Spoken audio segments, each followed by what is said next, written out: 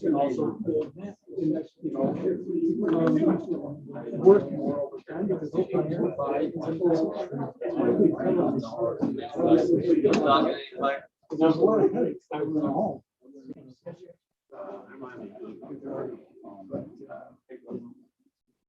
Welcome, everyone. My name is Kathleen Alder. I'm the chair of the and this is the Planning Commission meeting of July 14, 2021. So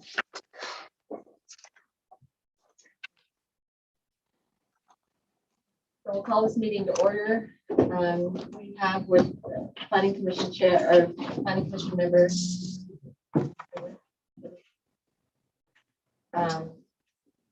Joe Chambers, Rowan Cecil, Michael Fortune, Robert Perry, and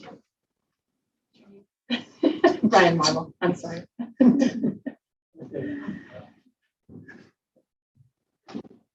So we have a quorum, and we need to say the Pledge of Allegiance. Yep.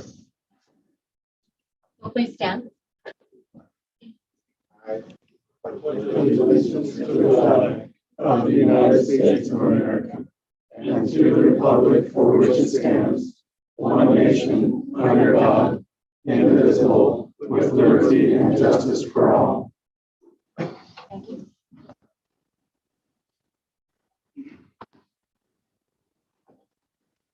We have next on the agenda is approval of the minutes. I went through them and did not see anything that needed correcting. I move we approve the minutes. I need a date. We have June 9th, May 26th and June 9th. I move we approve the minutes of May 26th and June 9th, 2021. I'll second that motion. Second, okay. Motion by Rowan Cecil, second by Michael Fortune. Any discussion? All in favor? Aye. Motion carries. We have on our agenda an opportunity for public comments. We would like you to make comment on things that if you are here to comment on things that on items that are on the agenda, if you'll wait till then. But if you have other items that are within the purview of within the purview of the Planning Commission, now would be the time to come and give us your feedback.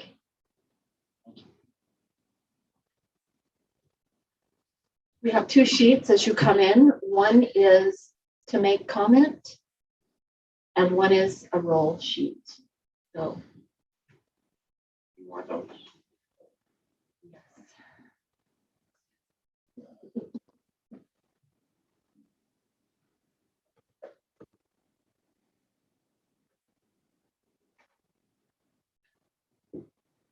So no public comment.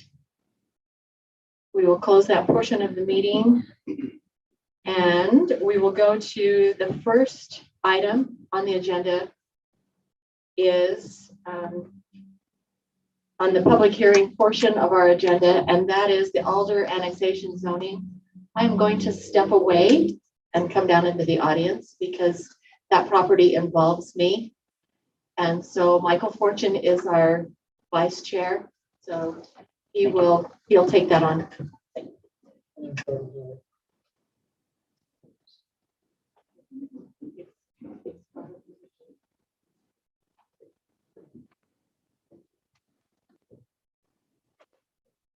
Welcome, everyone. I hope everybody's having a great night, great evening. And what we'd like to do on item number 1 on the Alder annexation zoning.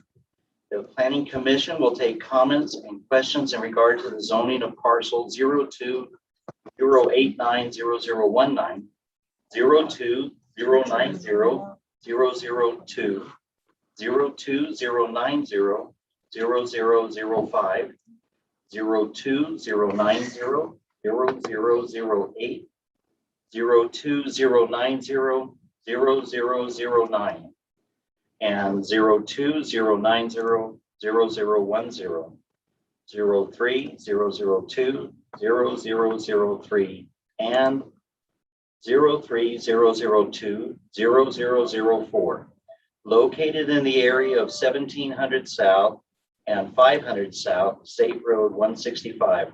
Per the petition, the majority of the parcels are to be zoned as commercial general, with parcel 03-002-0003 and 03-002-004 having the first 60 feet east to west from Highway 165 be considered highway commercial, and the remainder to the west to be considered for commercial general.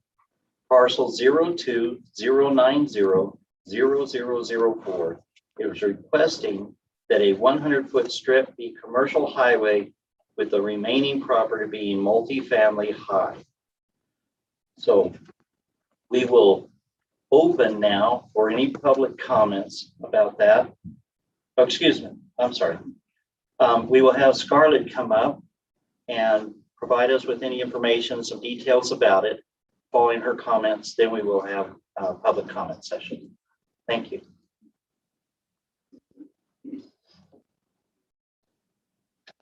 So you're seeing this tonight as a zone assignment. All of these parcels that we're talking about are currently in the county, so they do not have a Providence City zone. In the county, they're currently zoned A10. When someone comes into us with an annexation, when an annexation policy plan is put in place, the Planning Commission has a very active role in putting together that annexation policy plan. And then we get public comment on it. It goes through all of the steps required in order to get that plan in place. And then it goes to City Council, and they can modify that plan or approve it as is, and then we go forward with the plan, whatever they've approved.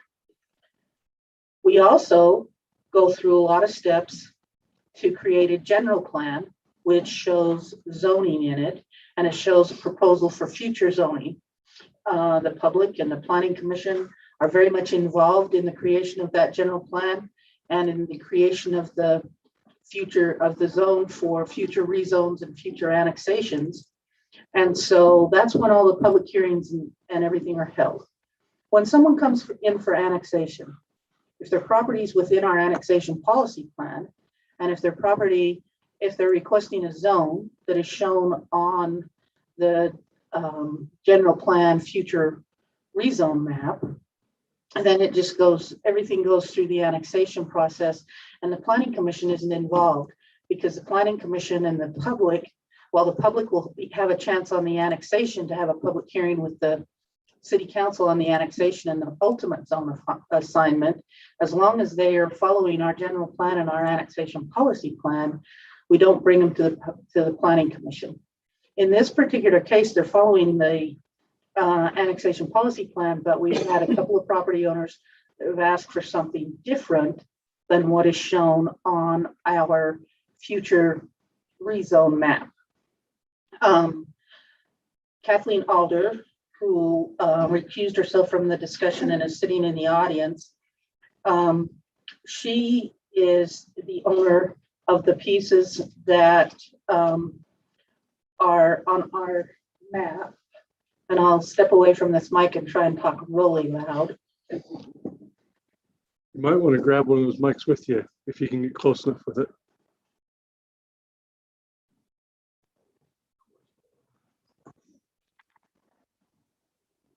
Probably a good idea. Okay, the far west piece, that's that bluish purple color. That color, thanks, Ryan. That color stands for life cycle residential. The peach colors stand for commercial highway district. Now, commercial highway district, life cycle residential is a mixed residential use. It allows for densities between 4 units per acre up to 12 units per acre.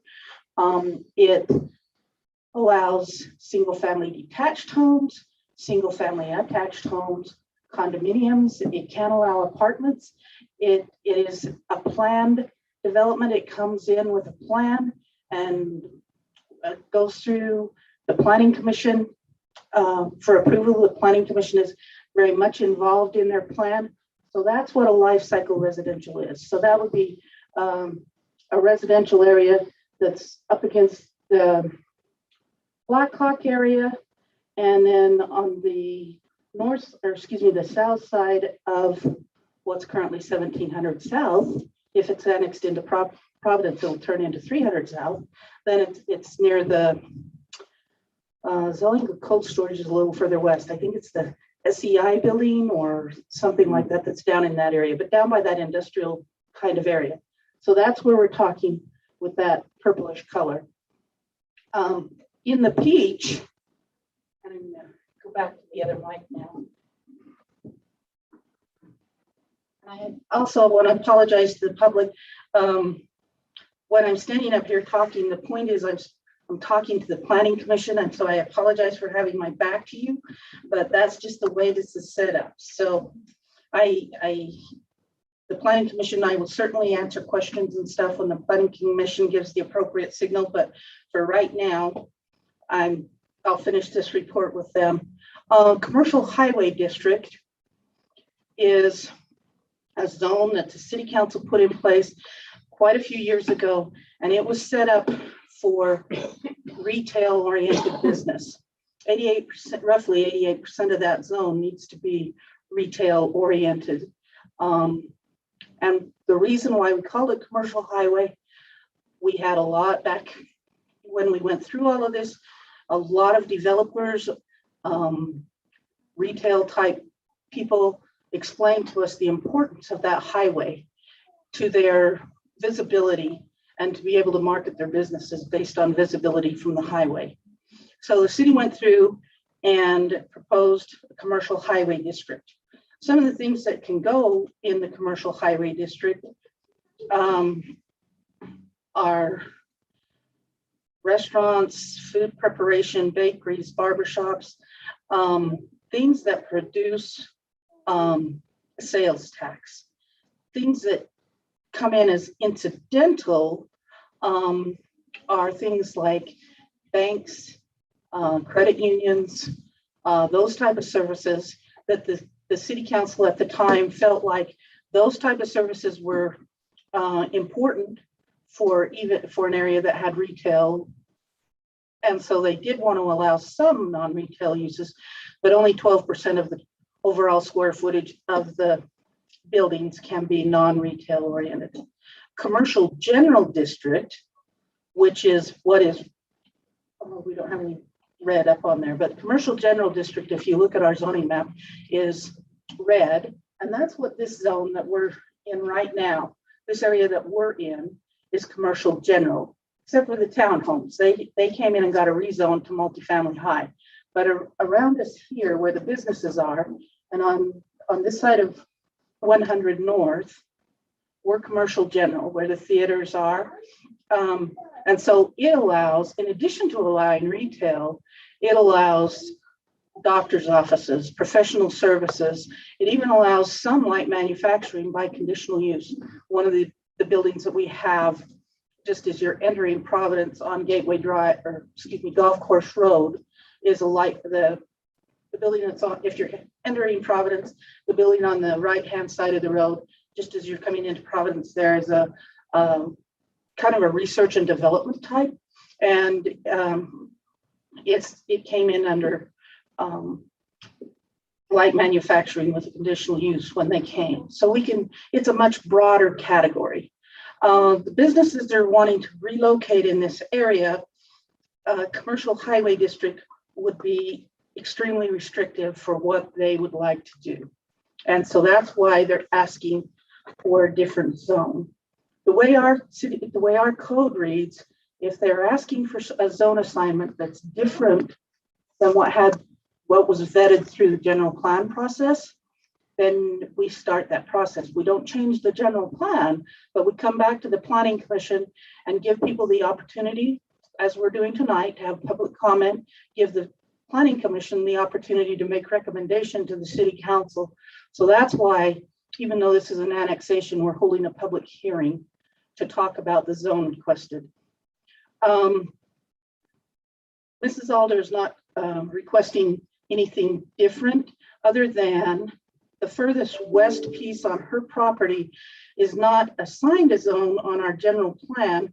And she's requesting commercial general district, which there again, it would be right down there by the Zollinger cold store, or not Zollinger, the SEI building and that area.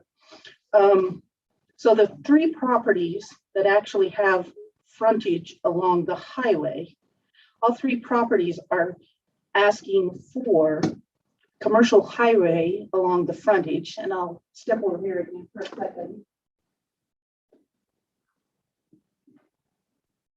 So the two that are the furthest south, about where Ryan's cursor is, and a little bit to the north of his cursor, those two properties, they're asking that the first 60 feet be commercial highway, and then the rest of it be zoned commercial general. The property that is to the north of those two, that one is asking for the first 100 feet along the 100 feet back from the highway along the frontage to be commercial highway, with the remainder back in the back where the pond and stuff is, that be multifamily high. Multifamily high allows 18 units per net acre. So once they take out non-developable areas like wetlands, that type of thing, what is left over, the acreage that's left over from that, or if they're dedicating anything for public right-of-way, that has to come out of that's gross acres.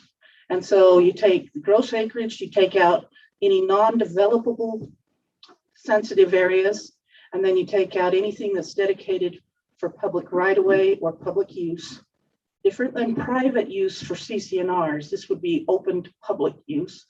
And then what's left, it is used for the calculation of the density. And then in that net acre, they can have up to 18 units of 18 units per acre for multifamily dwellings.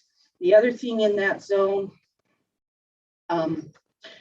those units can be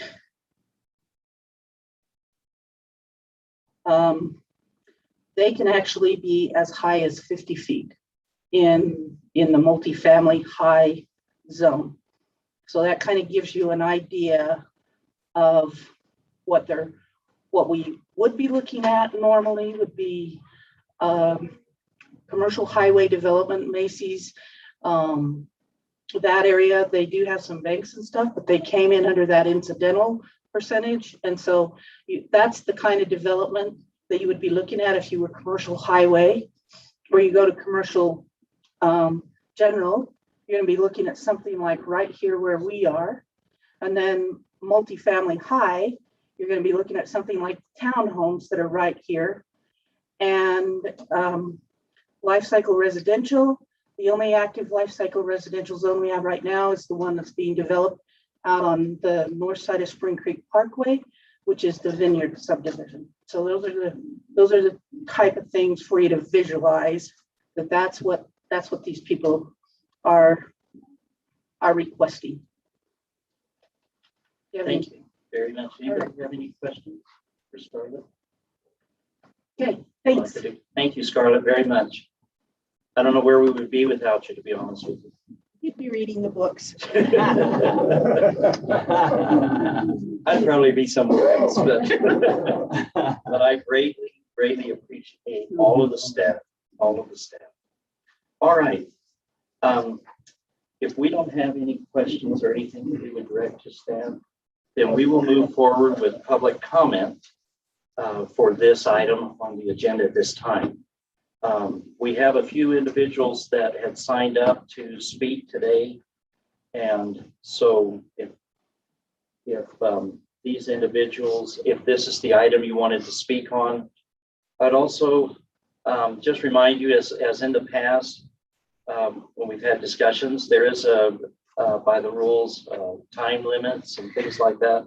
So want to give people an opportunity to speak, but I also want to not let things get out of hand. So if there's some individuals that would like to come now, we had a Rob Cruz, an Andy Parkinson, and one other. I can't read the handwriting, but is this the item that you'd like to speak for? Thank you. I'll get up and speak. My name is Rob Cruz. I live at 1056 South, 470 East. This was not the item I came to speak on, but I know a little about this proposal, and after hearing Scarlett's presentation and viewing the maps and that, I would feel that I want to say that I support this annexation. But I think it would be good for the citizens of Providence. And the reason why I think it would be good for the citizens of Providence is because it will bring in a commercial area that I think Providence sorely needs.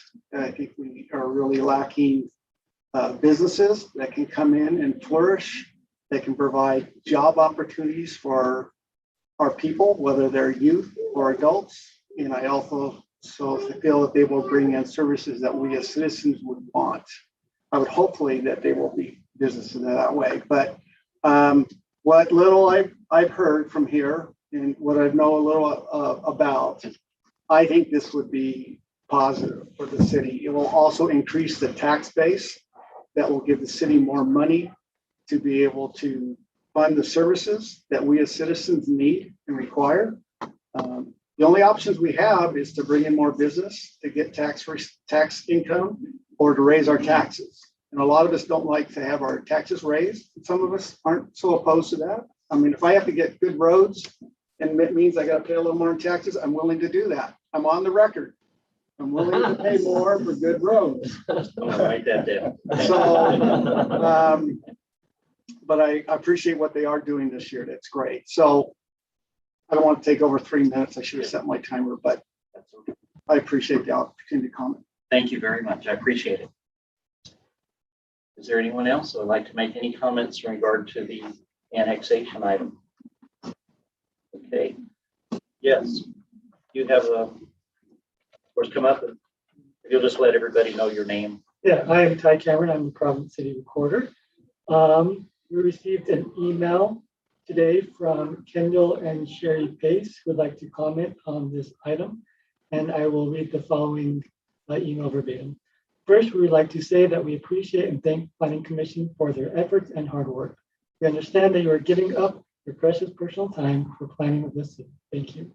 We are requesting that the Providence City postpone further zone/variance changes for short times to modify zoning codes.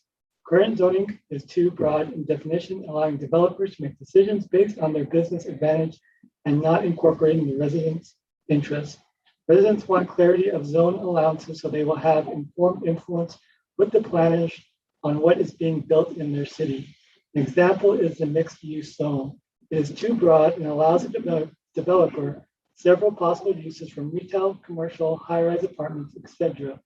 Do a developer may request a zoning change that appears acceptable to most residents at the time, the developer could change plans after the zone change and build larger, more intrusive high-rises.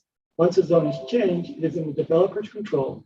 Several zoning codes, as shown on the city future master plan, are already out of date and obsolete. Much has changed in just a few years, necessitating a reevaluation of the plan to allow for needed green belts, parks, etc., that create a more pleasing environment. This must be done before Providence City crosses the point of no return, leaving residents with nothing but dissatisfaction with the planning of their now beautiful city. Currently, some changes are being made hastily and without regard to the ultimate outcome of the city. The residents of Providence City need more time to understand the impact, e.g. safety, crime, damages to property values, city congestions, water, flooding, physical impact, etc. But the decisions being made by the Planning Commission, City Council, Mayor, and other city officials. The residents of Providence City need reassurance that the mindset of those in official city positions is to make decisions that maintain the city's desired rural feeling by planning for the residents' future and not allowing developers' single-minded pursuit for profit to shape the future of the city.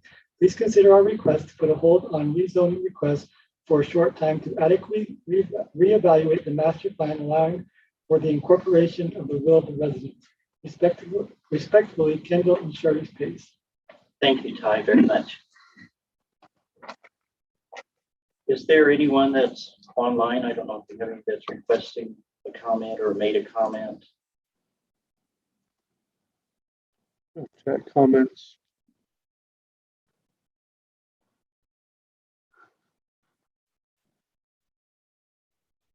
I see no raised hands. Okay, thank you. One last opportunity, if anybody would like to speak on this item regarding the annexation. If not, I'm going to go ahead and close this portion. And we'll then have a discussion by the Planning Commission amongst ourselves for, well, in regards to this item. Okay, no, we won't. Okay. We'll do that when it comes up for vote. Okay, sounds great. So with that being closed, public comments being closed and so forth, we would move on to item number 2. And I'm like a student driver here, so I will turn the vehicle back over to the instructor.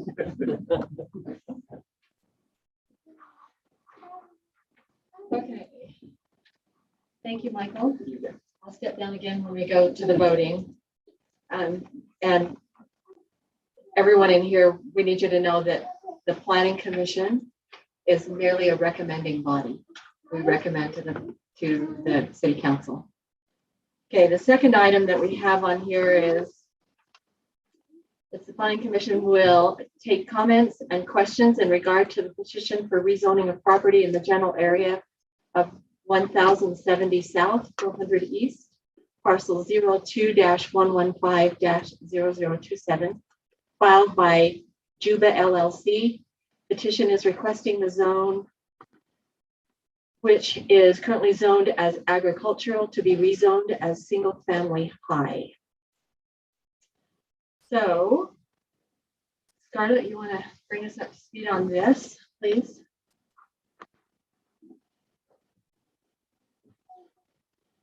And can I just say, those of you with your smartphones and your computers, you can log on to the Providence City website and go over to commissions and drop it down, go to the Planning Commission and Councils and Commission, I think is what the title is.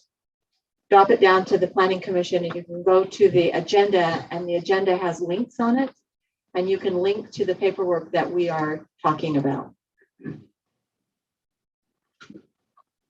Thank you. So this property is located at approximately 1070 South, 400 East. Andy Bentley is the agent for the Java LLC, and he is here in the audience tonight. And he visited with us just a little while ago about this property and asked us to consider MultiFamily Medium. Tonight, he is requesting that the Planning Commission consider single family high. The single family high district, as I explained earlier, when on net acreage, a single family high district can have 5.5 units per net acre. The minimum lot size is 6,000 square feet with the minimum frontage width of 60 square feet. The Brookside subdivision is zoned single family high. That's the one that's over on the north side of the city. Excuse me, 100 east to 100 west, pretty much that area. Probably starts at about 250 north, somewhere in that area. The homes that are on the east side of this property are zoned a single-family traditional, which is a minimum lot size of 12,000 square feet and a minimum frontage width of 95. In that zone, you can have 3.75 units per net acre. That zone also does allow for some lot size averaging, which will allow some of the lots to go down to 10,000 square feet. And no, wait a minute, they can't go anymore. They can't go down. They can reduce their frontage, but not their lot size. They can go down to 80. I apologize for that. A single family large borders this on the south, and those, it's based on a half acre roughly zone. It's 20,500 minimum square footage. The minimum lot width is 100 feet. Again, it's eligible for some of the lot size averaging. So even in that half acre zone, it can have lots go down to a minimum of 12,000 square feet. In the single family large zone, it's 2.13 units per acre. There's also up in that area, single family estate, and that is a 1 acre lot. So it's 1 unit per acre, and they have 120 foot required frontage. As far as the uses that can occur in the zones, the residential zones have pretty much all the same uses. So within those residential zones, you can have someone that does child care, and they may be a conditional use or they may be permitted. You can have piano teachers, you can have home business, home offices, people that do work on computers, people that use we have a lot of people that are landscapers that have their home office and then have their landscape equipment stored somewhere else, things like that. And that's universal across all of those zones. So those kind of uses are going to be the same. The biggest difference between our residential zones truly is the size and the number of units per net acre. Any questions or? We reviewed this parcel and a request on this parcel just recently. How is this request different? They were asking for multifamily medium at that point in time. One other thing I want to point out is the principal height of the structures in all of our residential zones, our single family residential zones, is 35 feet. When you get into the multifamily, such as multifamily medium, they can have those units can go up to 50 feet. You could have a townhome complex with 50 feet. In multifamily medium, it's 12 units per net acre. Now, that doesn't mean they have to do that in multifamily medium. They can have units that are less than that. They can have in multifamily medium, you could also have single family detached homes. But that's really the difference, Brian, is that one was a multifamily request. This is a single family request, single family detached. But in single family high, I will point out too, in single family residential, single family medium density, and single family high density. So they're 10,000 square feet, 8,000 and 6,000 respectively, minimum lot sizes. You can have single family detached and single family attached. If you do the single family attached, you have to increase the lot size by 6,000 square feet for that. So in those zones. So the minimum is 12,000 square feet. If you're doing a single family attached. Mm-hmm. Anything else? So that one, it would be a duplex, right? It could be, or it could be a twin home where it's or a townhome instead of being, it could be just two townhomes that are attached and on that acreage, And the No height share would wall. be, 35 feet. Okay. Just like. single family keeps it at 35 feet. Mhm. Yes, So it's the multifamily that kicks it up to 15. yes. Okay, The multifamily medium is what kicks it up to 50. okay.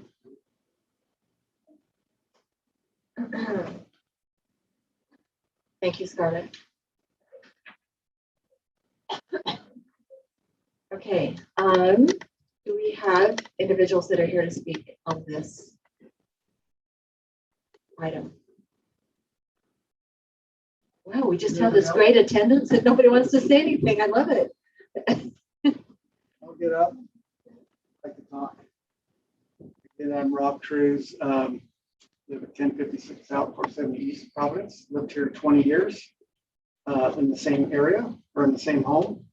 I appreciate to come forward before the planning committee here. I appreciate your time and effort that you put into making sure that we have a city that's developed properly and tries to accommodate as many folks as possible.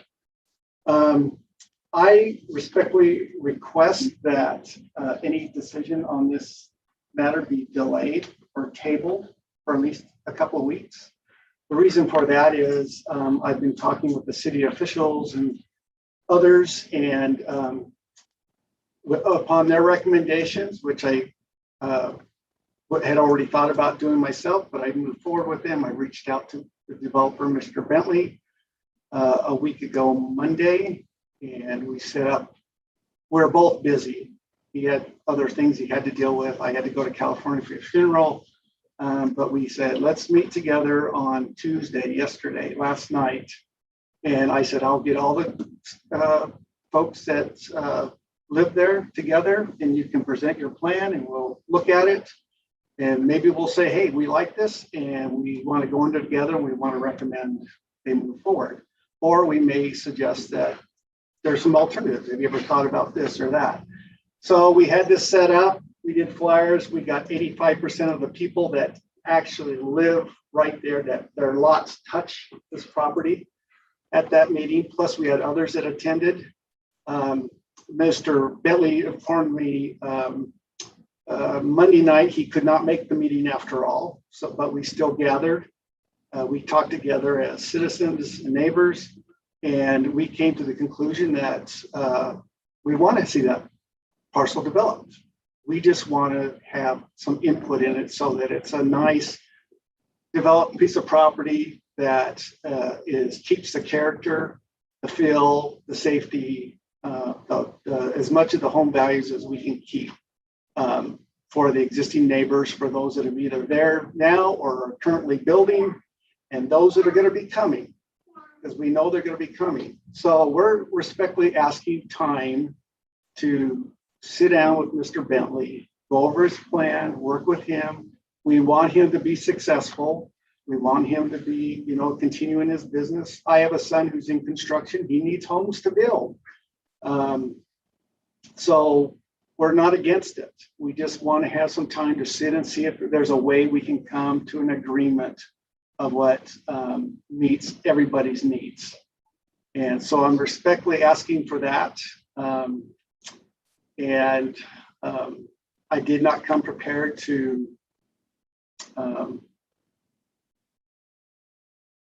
persuade otherwise. I'm asking for this, and I'm hoping that you will grant it with the fact that we've tried to do our due diligence and be fair and work with the developer. And if others want to get up and make a statement, they're more than willing. If the council decides they're going to make a decision here, then I guess I'll put my thoughts back up and I'll come back up. There were several other citizens, and I'm trying to get close to my 3 minutes. Tom Single couldn't make it. The Caracones couldn't make it. And Ramona couldn't make it. They're all out of town, things going on, but they all are supportive. So that's it. Okay, thank you. Since this is a public hearing on this particular item, we'll go ahead and take comments from others in the group that want to comment at this time, and we'll make a decision about whether or not it's going to be tabled when we come to that portion of the meeting where we take action. I have a couple of emails that were submitted for Okay. comment. Okay, Can we read them out? yes, let's read those. And then those of you that want to speak, I will give you an opportunity. This is Ty Cameron, City Recorder. This first comment is from Ramona. She emailed us yesterday. And I will read it word for word. Hello, I'm unable to attend the live meeting on 14th of July, 2021 of the proposed rezone as noted above. I live directly north of this property parcel on 400 East. I want the planning commission to know I am opposed to the proposed rezone for the following reasons. One, Providence general plan that was just recently prepared for the city in section 3, framework for the future, illustration 3-4, shows the goal to this agricultural area as a potential conservation zone. My interpretation of the word conservation relates to wildlife, not human habitation. Providence Bench, as all the Lake Bonneville Bench in Cache Valley, is historical winter range habitat for big game. Where are the wildlife to go if people do not have concern and foresight to plan for their well-being along with any other kinds of planning? Since we are destroying their habitat for human needs only, we are slowly eliminating species diversity. In my 29 years in my home on Providence Bench, I have observed drastic decrease in wildlife that used to be here when I first moved into the oldest existing home on 400 East. Wildlife loss includes great horned owls, meadowlark, nighthawks. Just this year, the western kingbirds did not return to my place. I have seen a drastic decrease in hummingbirds and both swallowtail and monarch butterflies. Red fox used to den south of my home along the bent edge until Fox Ridge subdivision was built. Marts used to live north of me on the Baker property until the subdivision was built. They have now disappeared. I have not seen a rattlesnake in over 15 years and only occasionally observe a bull or garter snake on my property. If we have potential conservation zone in the general area of the proposed 4-acre rezone, stick with the plan or don't include it in the plan. Maybe a wildlife park in this answer is the answer on this acreage, an area dedicated to non-human species. Develop habitat to encourage and support wildlife and native plants. Make the South Bench of Providence a unique and thoughtful location. Section 7 of Providence General Plan regarding environmental stewardship goals include retain open spaces and scenic views that contribute to the character of Providence and protect and or maintain existing wildlife habitat such as wildlife corridors in a manner that minimizes conflict and allows human and animal habitation to coexist. Where are these goals going to be implemented if not in the plan's potential conservation zones? 2. In Providence General Plan 3-5, a few of the objectives include promote development patterns and conservation development design that protects Providence natural, environmental, and scenic resources and a network of preserved natural spaces as part of the residential subdivision process, and retain open spaces and scenic views that contribute to the character of Providence. Providence Bench to me has been open space and orchards. This is the character of Providence that is being lost. With each subdivision as built without regard to these goals, in order for a few people to make a lot of money, a citizen's quality of life expense. In Section 8 of Providence General Plan 8-4, a goal is to create parks as places of civic open space and centers of community activity, including promote open space as a part of new developments, ensure the locations contribute to a citywide network of parks and green spaces. The Providence Parks, Trails, and Recreation Master Plan 2021 notes under Section F, geographical distribution analysis, that there are 2 main gaps in park service by geographic coverage. The largest is to the south of the city. If the Providence General Plan of Potential Conservation Zone is going to be ignored, maybe the Providence Parks, Trails, and Recreation Master Plan 2021 might be a higher priority and a high-density subdivision. Where is the park going to be located out on the South Bench of Providence? Again, why have plans if they are not implemented? 3, the areas of development in this area are proposed agricultural rezone have been zoned single-family traditional, single-family estate, and single-family large. So why should this parcel be rezoned to anything different? I purchased my property in 1992 because it was a semi-rural area with large site developed properties. I purchased an existing home deliberately to not contribute to development. How is it fair to existing property owners to potentially decrease the value of their properties and definitely decrease their quality of life with small lots, which mean more people, disruptive noise, more excessive heat, constant traffic, and air pollution? We are in extreme drought. Does Providence have the water resources to guarantee water to all homeowners in the future? How is more traffic going to improve my quality of life on the narrow 400 East? Will Providence condemn my frontage on 400 East for a wider road for a subdivision I am opposed to? I didn't purchase my property to have it taken away from me by the city for developers gain. My right as an existing citizen certainly need to be taken into consideration. In closing, I am opposed to this rezone on parcel 02-115-0027 from agriculture to single family high density because it ignores the intent of the Providence General Master Plan and the Providence Parks, Trails and Recreation Master Plan 2021 in so many ways. It is not consistent with existing zoning in the immediate area. It contributes to negative quality of life. Issues such as too many concentrated people, more noise, more heat, producing services, traffic, and air pollution. It has potential to decrease existing property values to the detriment of existing homeowners. It certainly will not maintain or improve the character of Providence on the South Bank. Again, the wrong proposed zoning in the wrong location. Thank you for your efforts and thoughtful consideration. Ramona Rukavina. This next comment was brought in by a resident. No name is on the comment. It was given to one of our staff members downstairs. Since I'm not able to attend in person, I thought I would provide my concern for the proposed zoning change. I attended the June 2021 zoning meeting for the reference property, and it appears that the developer may be disregarding our original concerns with the new proposed zoning change. The developer has gone from bad to worse in his request. All of the prior concerns still apply. Here is a brief summary. I recommend that the following items be evaluated or studied prior to any zoning modification. A, traffic study along 1000 South to determine actual number of cars using roads. B, has a road noise study been performed? This is a concern since the number of vehicles has increased dramatically in the last 2 years. C, determine if the existing roads can handle the anticipated increased number of cars. D, water sewer utilization study. Can the existing sewer water infrastructure handle the increased loading? Has this study been performed? E, stormwater retention study plan. Is the proposed zoning change in accordance with the stormwater master plan? F, the parcel has limited number of entry and exit points to the proposed development. This is important in times of emergency and general traffic flow.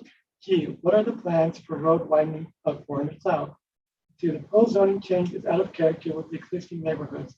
The minimum lot size in the area is quarter acres with some parcels exceeding 1 acre. Single family high density is not acceptable. Recommended zoning for this parcel is recommended to be single family large or single family traditional. Thank you, Ty.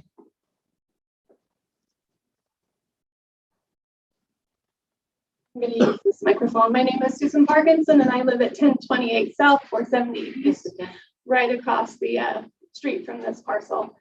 My daughter Andy has some comments, and then I will follow up. Okay. Welcome, Andy. You're starting young. We like that.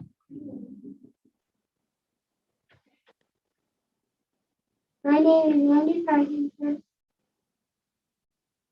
First of all, I don't want tiny houses. My cat will not be able to hunt. Second of all, there will be too many cars, so I can't ride my bike or play with friends safely. Thank you. Thank you.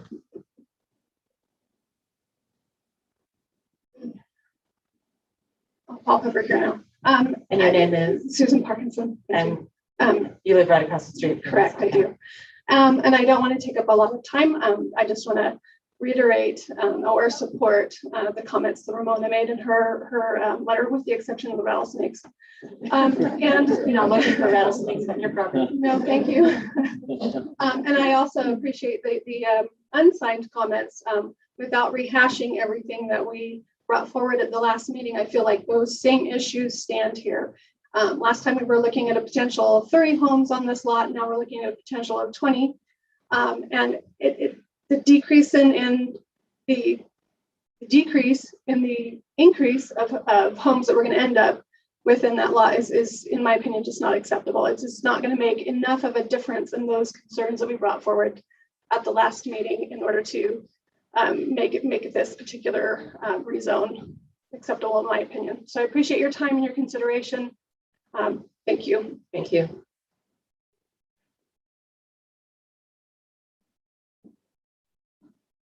My name is Stephanie Short, and we live just south of this proposed development.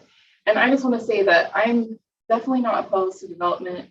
We build houses, my husband and I, we build houses, so I think it's great.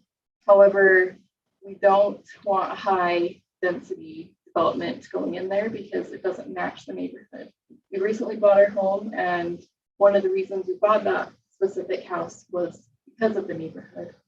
And so I just want to make sure that whatever does get developed there, which I think is great, matches the neighborhood. He goes with either higher, like a larger lot size or traditional family. Thank you. Anyone else? Going once? Okay, I'm just getting up again because I'm not sure I sold my rights out.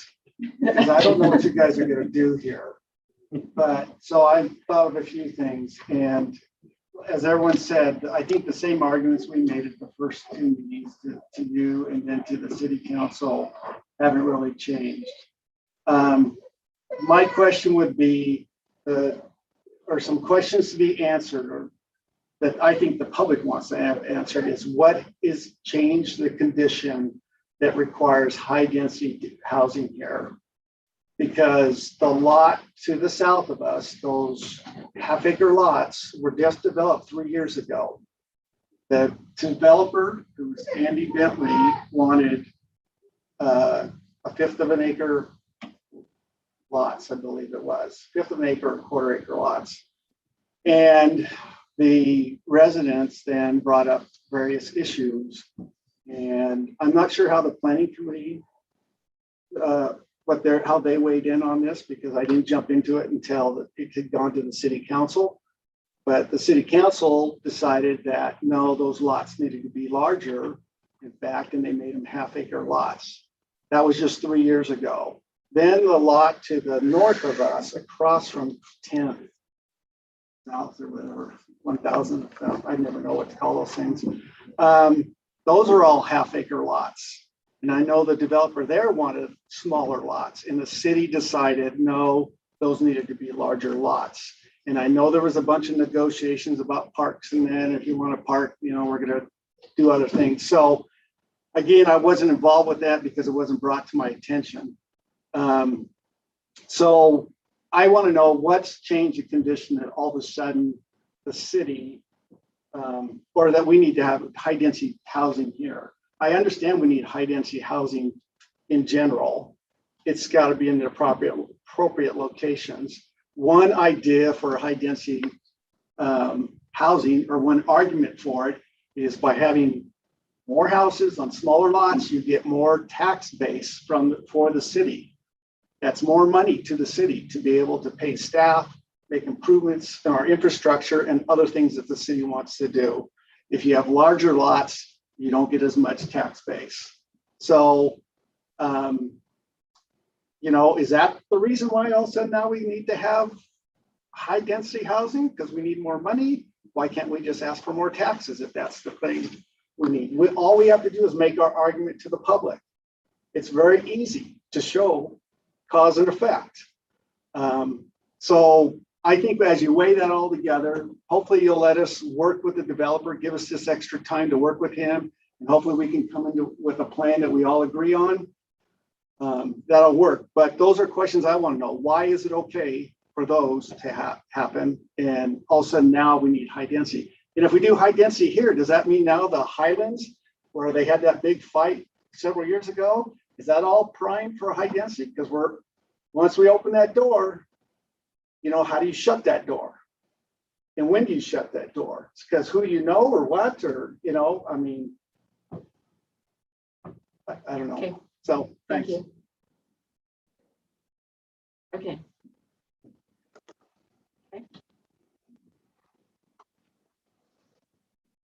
My name is Von Farnsworth, and I live at 702 South 500 East, so about 3.5 blocks north of this area. And I have a vested interest in the outcome of this as the realtor sponsoring and working with both the seller and the buyer in this case. But as I've looked at it, and I've heard the awesome comments that have been brought forth this evening, there's a couple of things from the last meeting in this that I would like to point out and clarify and ask for your consideration. One of them is that there were some comments made that the neighboring property values are going to decrease in value. And as a realtor, I want to reassure my friends and neighbors and myself, my wife and others, that the fact that you take this land and put it into a higher density neighborhood is not going to affect what we call a CMA, a comparative market analysis. When we do a comparative market analysis in real estate, we look to compare the comps of those homes that are comparable in size, either both the property size and the home size. And we keep track of things, and we look at the average cost per square foot. Smaller homes right now are going for over $250 a square foot in the valley, and the larger homes can drop down. The very largest ones in $175, $185 a square foot. So it's more relative as to the size of the home, even more so than the lot, but the lot has some appeal to people, and that's why they want to be able to select bigger lots. My second point is related to somewhat the lot size. We used to live for 10 years on the North Bench, and we had a 3/4 acre lot there, and we couldn't keep up with it. There was more work than me and my wife could do and keep up with the kids and all the things they were doing. So we moved to the South Bench about 23 years ago to a much smaller lot. And as I think about that also, I'm very grateful that the neighbors around us on the South Bench were willing to accept us, because our house wasn't going to be as big as their home. In retrospect, it probably hasn't affected anybody's property value because our home is smaller than our neighbors' homes. So I'd like to also put another comment out there. I work with clients that are just having a hard time in Cache Valley, that want to live in Providence, that want to be on the bench in Providence. Some grew up on the Providence bench, but can't afford a house because of the size of it, and or the people are getting to a point in life where they want to have less to maintain. So there's a lot of reasons why we need something like that in a desirable location. I've been an advocate as we look at things along the South Bench as places to walk and to have kids go out and play in the street and do that kind of thing. I really think the 470, 500 East part is a good corridor that can connect through and make it useful for people to get off of 4th East, where we don't have sidewalks. And you think it's bad between 10th South and going south. Between 10th South and Canyon Road, we really have some hazardous areas there that we don't have for people to be able to get out and jog and run and walk. And so the kids have had to learn to stay off of those streets. But I think when in my conversations with Mr. Bentley, he wants to make stuff safe for people, appealing for people, something that would be valuable for them in that. So I just leave those thoughts and comments with you as a neighbor and as a Providence City citizen. Thank you. Thank you.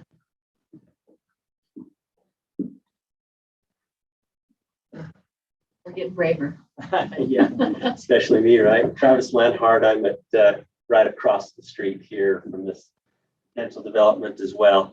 And what Vaughn is saying is true in a lot of ways. There's a couple things to add to this, though. I mean, we're looking at a 3,500 to 4,000 square foot house as opposed to a 4,500 square foot house. We're not talking about a 1,200 square foot house versus a 7,000 square foot house.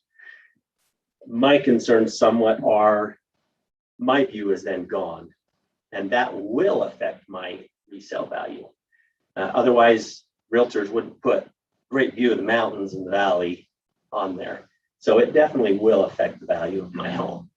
Will it be 17% like some claim? I highly doubt it, but it will somewhat.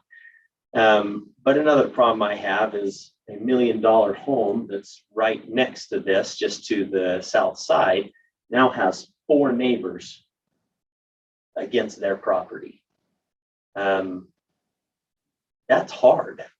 That's a lot of potential kids maybe that are out playing, which is a wonderful sound usually, but it isn't always, especially when you bought an acre lot to put a big, beautiful home on, and having all of that then put right up to you against your property. Again, I'm not against this. I've told neighbors that this size I'm against, but I am so sick of my 15-foot road I could scream. I would really like to get that road developed and make it safe, because everybody seems to want to use 470 rather than going out on 400 and out. So I think we're all pretty much in favor of developing. We just want it to be the right type of development that isn't affecting us, the ones who were there first. That's it. Okay, thank you.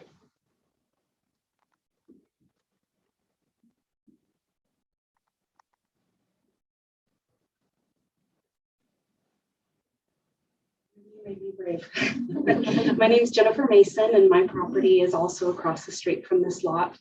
And I just wanted to address and add my my viewpoint of this lot is we already have an intimate relationship with this piece of property. It's not just lot 02115 that, dash whatever. It's the field my kids learned to fly a kite in. It's the field that my kids are responsible for, that little patch in the grass, because that's where their bus stop was for years. And so we do love this property. And while I appreciate Ramona, and I think we can all appreciate and feel keenly the loss that development will bring to us, and the loss of access to nature and stuff. Like a lot of us have said, we're not opposed to developing. And I want to say, as a broker between the property owner and the developer, I hope you pass on our gratitude for this piece of property, because it is already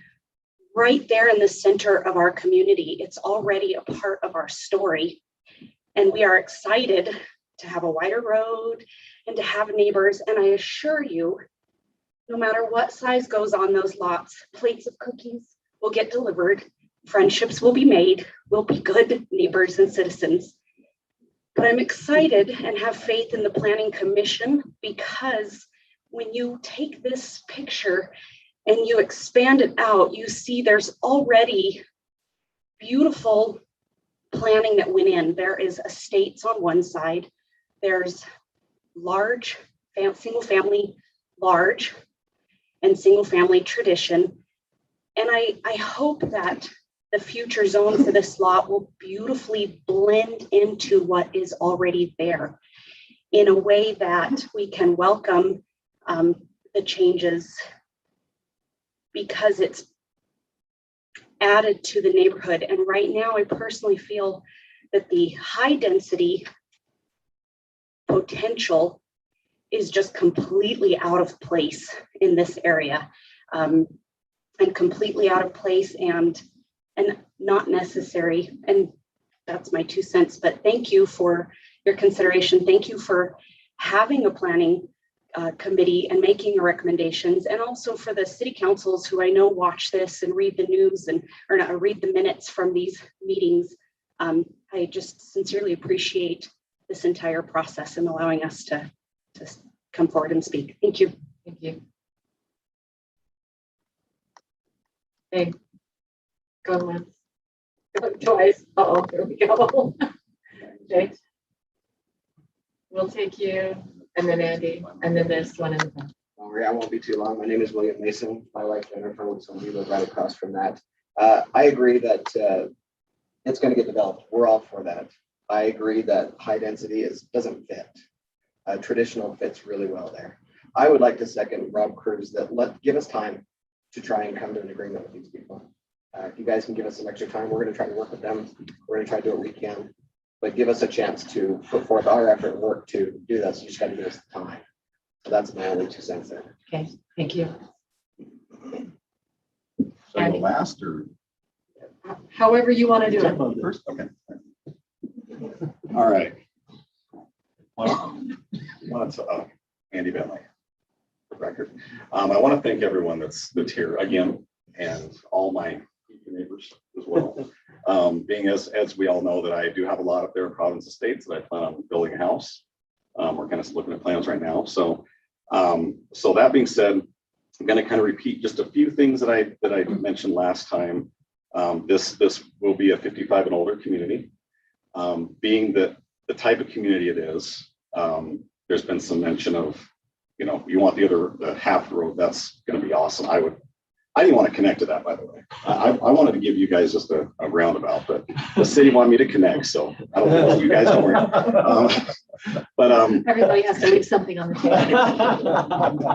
table. But yes, and I did start out with the estates with the quarter. I wasn't aware. I actually had my partner, what is his name? Jay Stocky, which actually developed the Highland. Is it Highlands? Is that the name? Heights. Yeah. Anyway, so we just kind of assumed just the same as the Highlands, because a lot of those were quarter acres. So I think we were just kind of continuing that, and then we just kind of went with whatever the city allowed. Now, a couple things with this, because it is 55 and older, we definitely want smaller lots, and because people just don't. The whole point of moving there is you don't want to take care of a yard, right? You want a yard, but you don't want to have to necessarily be responsible and have to handle this big yard. I know a lot of people that have mentioned to me just in speaking and when I talk to my kind of network and people hear about this potential project, they're excited because they're like, hey, I would love to have my parents live there. Or you know what? I'd love to live there because I want to get rid of my big house and my, half acre lot, right? So to me, I do think it, and I do understand where the neighbors are coming from that have lived by the fields for a long time. However, I'm going to be living there as well. So this isn't something that it's not something just far away from me. And if something like this was just approved in a single family resident traditional area down here in the southwest side of Providence, next to friends of mine, they were against as well. And they actually think it's turned into a pretty nice development. So that being said, the way it will be set, can you pull that up? But I sent a couple. Which one would you like me to pull up? Maybe the site plan first. Okay. So the way I have the setup is all the traffic coming off of 400, just because that's definitely the main. So you are going to connect to 470? No, we do not have a connection to 470. Okay. So and they are single family, one level, being as 55 and older. Slab on grade. Slab on grade. Okay. Well, actually, maybe not. Maybe if someone basements, they want to have their grandkids over. I mean, that may be an option, but we won't be going 2-story. So one level. And like I said, it'll be self-contained. So there will be no entrance to 470. Now there's been, a couple of people have mentioned, well, what if we did some type of a walkway to where there could be, a pass through? I'm open, right? Now we come down to also this development. CC&Rs are very important. So Providence Estates, for example, are CC&Rs. They stated they have to have a minimum of 1,800 square feet.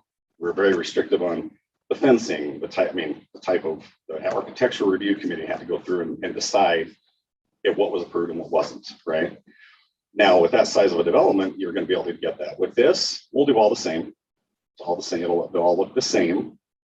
And so that won't be necessary, but it'll be very, very well kept because it'll be an HOA, right?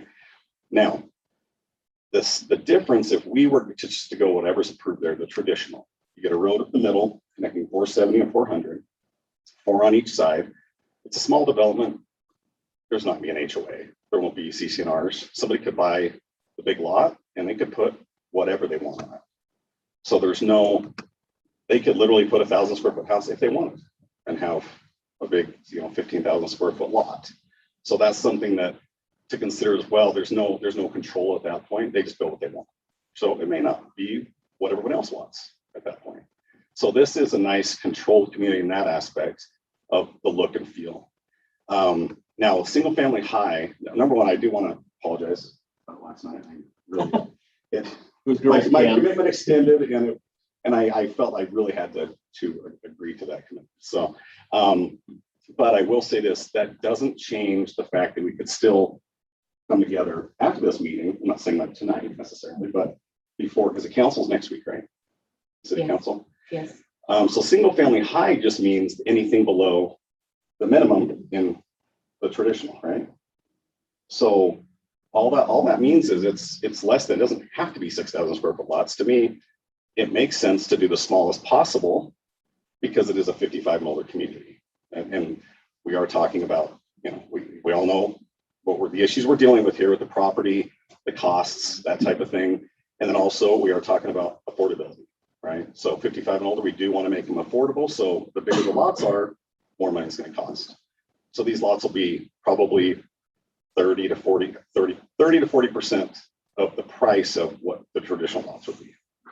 So it really allows other people to come into the community that otherwise wouldn't be able to fit. So based on price alone right now. And I do want to mention with getting cost analysis right now is very difficult. I don't know if anyone's tried to do it. It's impossible. But nobody wants to commit to anything. Yeah. They're like, well, it's gonna be high. It's gonna be a lot. We're just letting you know. So, but that's really all I had. I don't know if anyone has any questions for me. Yeah. What the lots are over here in subdivision Champlain. What are those? Oh, how much? One lot is 93,000. 93. Yeah. And is it a 6,000? No, it's not 5.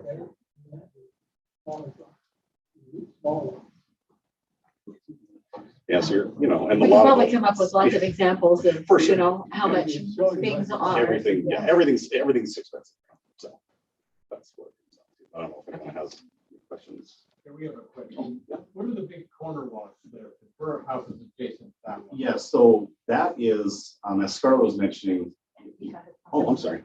So what that is, as Scarlett was mentioning, anything over, if you want to have attached units, they have to be at least 12,000 square feet. So what we envision is actually attached housing, like townhomes in those corners. This plan is also for 55 months? Correct. For the record, if you can ask a question, we'd ask that you come up. So that you ask it. Speak as well, so she could come up. That's fine. Just so that we, just so that we can get it on the record. I can sit here.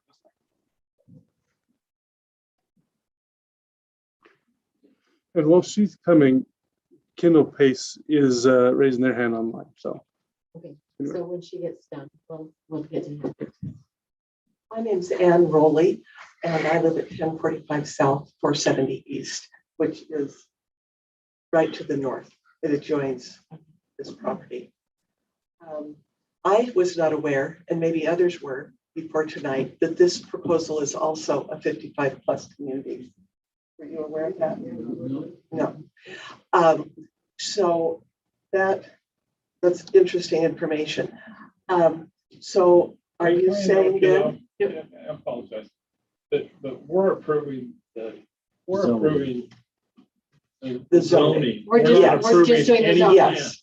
That plan could And completely so change. I think that it's really important that all of us in the room and in the neighborhood know exactly all of the options that might be under the umbrella of a certain type of zoning. Because as you're saying, it might not be this. So I think we do need time to inform ourselves before we go one way or the other about our feelings concerning this, of exactly what might come to pass on this property under a certain zoning ruling. I think that is, yeah, I think that should be the first priority. And we haven't had time to do that. So this meeting is only about the zone. Exactly. We're not voting on where the roads are going to be. No. How big the lots are going to be. No. Well, But- yes, the lots, we're looking at that part of it. So I guess. You're looking at the minimum lot size. Right. Yeah, because it could be It larger. could be larger. Exactly. And so yes, it is the zoning that we're talking about tonight. Right. But lot sizes have been discussed. This So- is just a for instance. It's a for instance. It's not anything official. If No. we were to vote on it tonight, this would not stick. Exactly. But I think it's important to realize that whatever whichever way you go with the zoning, will affect profoundly what else happens in the neighborhood and the community in the future. One of my favorite proverbs says that on every meaningful journey, something of value is lost.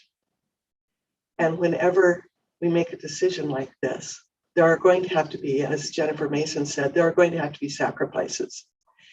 And this is going to be a permanent decision. This isn't going away. And it will have an influence on whatever is decided for other pieces of property in the future. So I think that this is probably more important than we realize, even though it's just the zoning we're talking about at this point. Thank you so much. I did want to mention actually, going for multifamily medium, I know that it is just zoning. That's why I thought, so single family high, there is another project going on right now. And also one was just approved to expand the current assisted living area. I believe that was just approved as well. They're adding on another, I don't know how many units. Okay, Can I clarify that? yes, please. I just, Clarity is good. that's a separate project. It's not, they talked about affiliating, They're not. but they are not.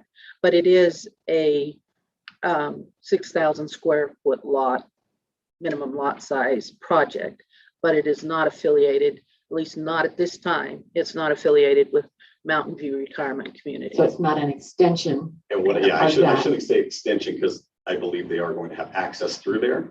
Not at this Oh, time. they are? Oh, okay, my mistake. I Okay. apologize. My grandma lives there, so I just was reading her with the information she received, so. But I thought single family high would make everyone feel a little more comfortable. I do still recognize that, when it comes down to it it doesn't have to be a 55 and older. Someone could come in and do something different, which, you still might get to some 2 stories at that point. But, like I said, I don't really know what to say about that, other than that's not the plan that I have. So we have a comment online, so we'll take that now. So I'm sorry, I didn't get your name in the back. That's all you wanted to say when you, okay. Ryan, do you want to? Okay, can you hear me all right? Sort of. Sorta? I'll try a little bit. Ryan's working on it. Okay, go ahead. All right, I hope that's better. My name's Kendall Pace. I guess my A questions, letter from you, correct? yes, Okay. on item number 1. My question, I guess it's rhetorical a question, but it's also a question at the same time. But I can't remember your name, the developer, potential developer. Andy, okay. Andy Bentley. Andy, I'm not sure that you own that property right now. My understanding that you don't. You're waiting to see if the zone changes. And I didn't hear the answer. Yes, that's correct. So if we change the zone, if the recommendation is to change that zone to a single family high tonight, you may or may not even buy that property, and you may or may not even develop it according to that plan up on the screen I see behind you. So that's kind of my concern, because if it gets zoned to single family high, then anything can come in there after that, and another developer can come in after that and do whatever they decide they want to do, in not regard with all the statements that have been made tonight about not wanting that in the first place. So you may or may not even buy the property after it's rezoned, and I'm not saying you will, but it's possible that you could also not build what you have on your plan right there, but you could change your plan at that point and go ahead and build 3-story or single family high. So that's my comment, but I don't think that's allowed in single family high, but I'm not sure. I think 35 feet. Just be smaller homes, the smaller lots, unless I'm not correct. I believe you're well intended in what your plan is, and I think that's what you're intending to do. But with life, I've been around a little while, and I've seen people change their intentions or their mind after things have changed like this, and it could actually end up being something other than a 55 plus. I don't particularly have anything opposed to the 55 plus. It sounds like a pretty good plan, but I'd want to reevaluate that a little bit more. But there's no guarantee or assurance that that's what you're going to end up doing if this is rezoned and if you buy it. Thank you. That's all I have.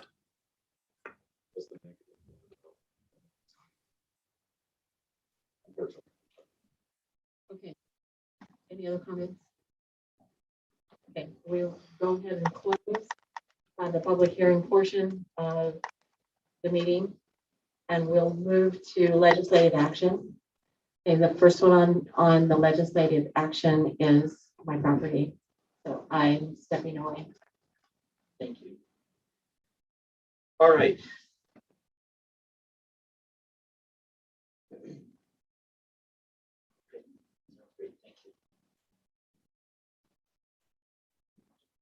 All right, item number 3, the Alder annexation zoning recommendation is for Providence City Planning Commission to consider and may recommend to the Providence City Council the zoning of property in the general area 1700 South, 500 South, State Road 165, consisting of parcels 02089, 0019, 02090, 0002, 02090, 0005, 02090, 0008, 02090, 0009, 02090, 0010, 03002, 0003, and 03002, 0004. I invite everybody to look at the findings of fact and recommendations that we have on the analysis that was done by the staff. Zone analysis, and any comments or anything that would like to be made? Any questions that we would have? Did we know parcel 020900010? I thought I did. Is it 020900010? I think I got it. It's on my list. So,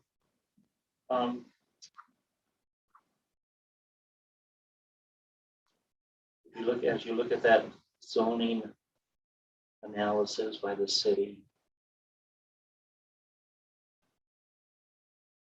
see the key initiatives and the findings of fact.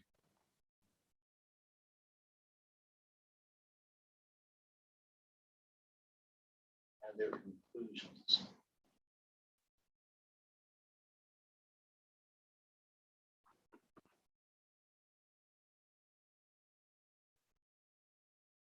One of the main thing was that I took from it was that we wouldn't even be meeting to discuss it except for a couple of requests that had to do with the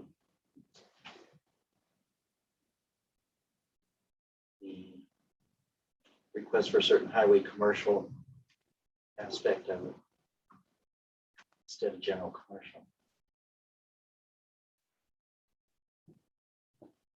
Actually, Michael, that you're looking at it because they're requesting commercial general instead of highway, and they're requesting multifamily. Well, they're both requesting highway along the frontage. Right.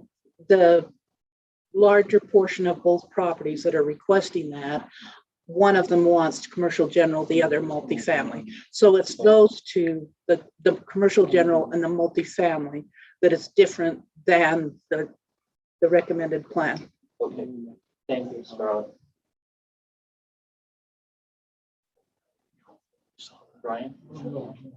I'm a little concerned about 1700 South / 300 South. Wish there was some commercial highway district there, some retail space along that road. On the far west side on 300 South, there is commercial there. It's heavier commercial. I guess what I'm asking is, do we want just residential in that area only, or do we want some commercial? There's commercial there already with the extermination company that's there. I think that's the only, well, farming is a commercial endeavor, so there's farming there as well. Mike, that's my concern. Thank you. Can I give you some feedback on that? Sure. Will you step forward and state your name?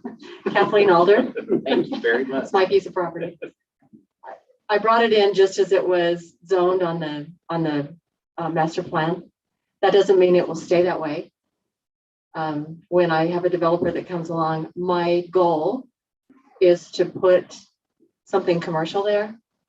And I'll change the zone at the time. I just didn't want to hold everything up by changing the zone right now. So I just came in what it said on the master plan. Thank you. Any comments for Yeah, Kathleen? I'm back here. Questions? Well, how firm is this Blackstone thing coming in?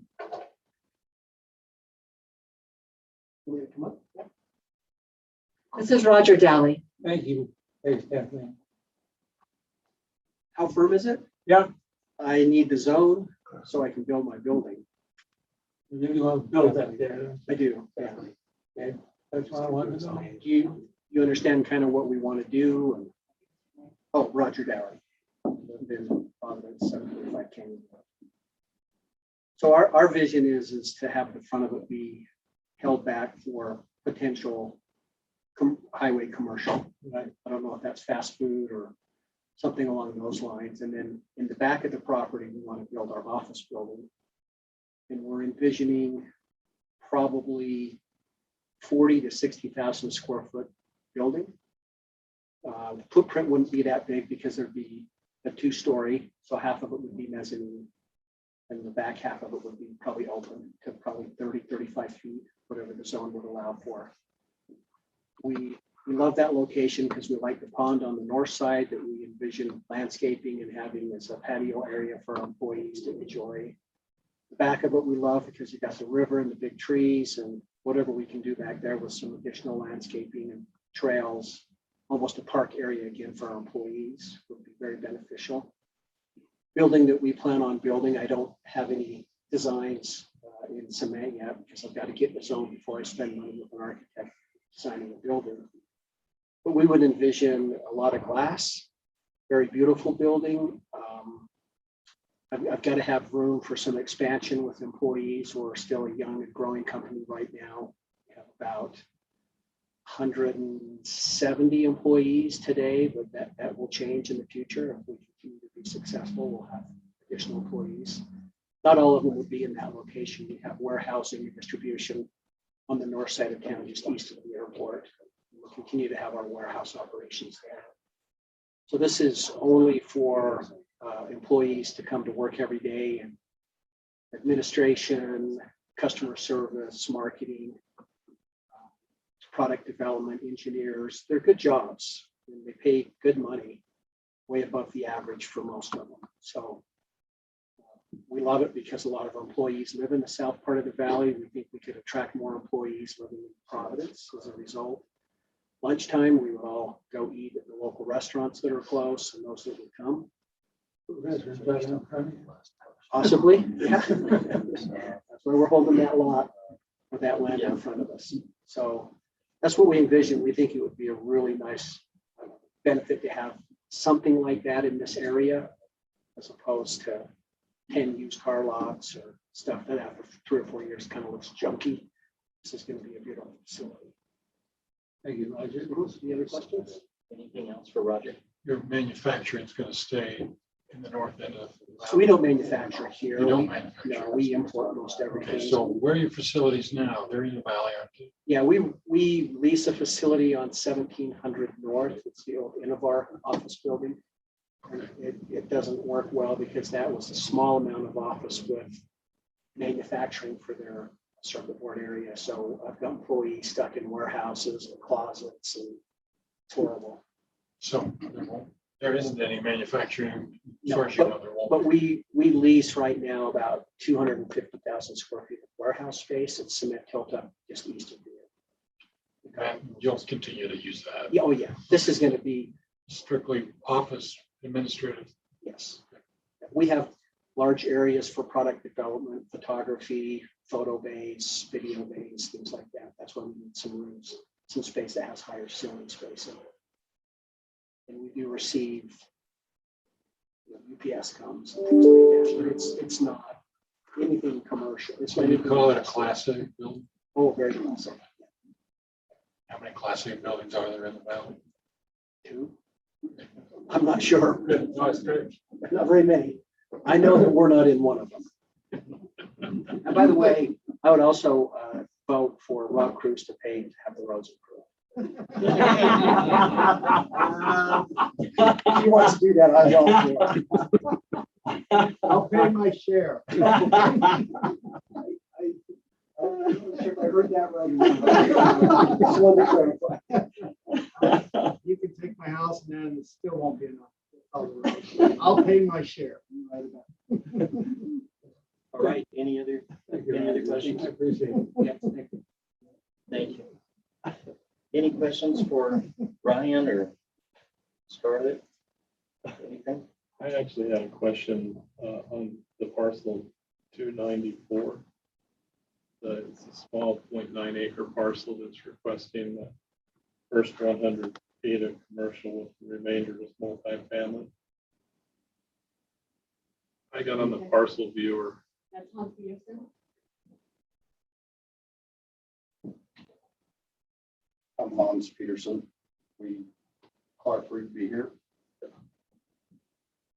Oh, really? Believe it or not. Was that? Our relatives? Hey. Look at that. My mother-in-law was well, with 7 wives, my great-great-grandmother. I'm related to a lot. You're right in there because you're William Frederick Bigler. That was your great-grandmother. So, well, now you know, family, you have to pass whatever we say. Right. Okay, go ahead. All right. I got on the parcel viewer for the county, and it looks like it's a 0.9 acre parcel. 8.9. Yeah. Which one are we referring to, maybe? Ours. This is 8.9 right here. This part right here would be the 100 feet that they've highlighted there, and the back would be the multi-factor. There's a little triangle here. That's I really think maybe small. you're referring to the little triangle. Is that the piece? That little tiny triangle is capital. Yeah. No, I was looking at. Yeah. That's mine. The agenda that I'm reading, I don't want to debate it. It says that parcel 294 02090-004 is requesting that the first 100-foot strip be commercial with the remaining property being multi-family. Yeah, we noticed on the agenda it was incorrect. Yeah. So it's not, that's the agenda has it wrong. Well, that's why I'm confused, because I looked at it and that parcel describes only a 0.9 acre parcel. I'm trying to figure out how 100 feet can be commercial and what's the remainder on 0.9 acres. So what you're talking about, give me the parcel number so that it's the correct one. 02090-001. Say it slower, please. I apologize. You're good. 02090-001. It makes sense. That's just going by the agenda. Thank you. I was trying to figure out how you fit remainder for multifamily on a 0.9 acre parcel, given that parcel is 300 feet high.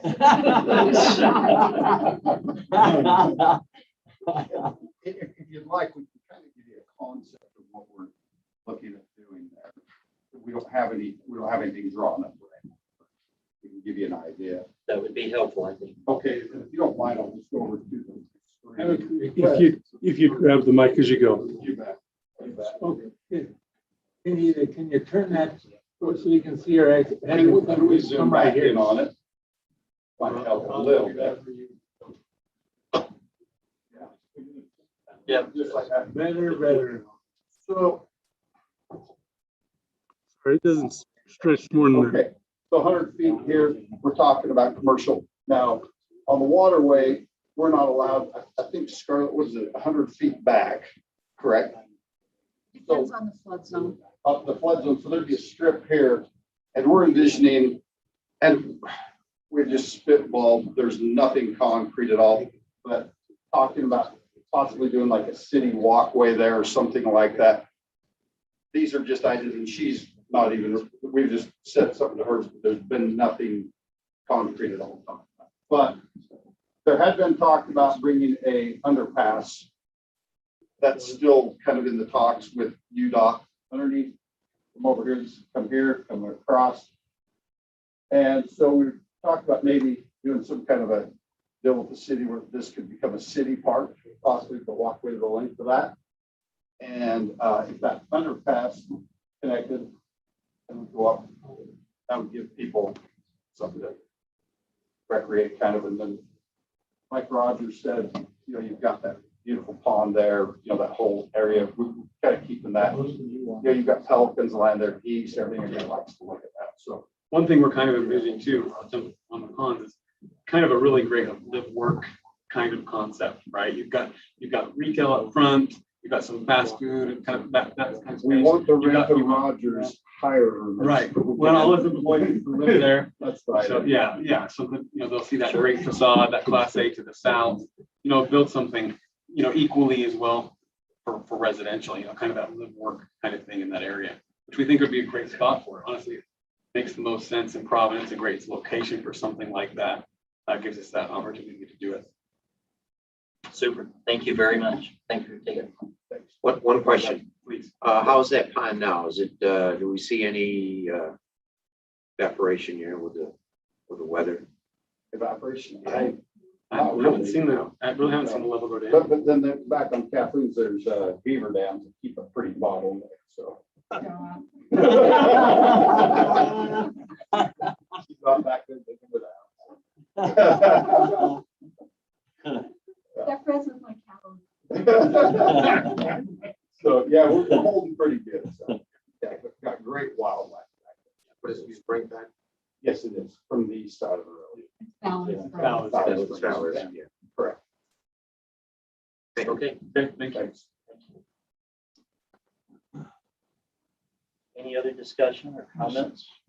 We got any other committed or almost committed developers for other pieces?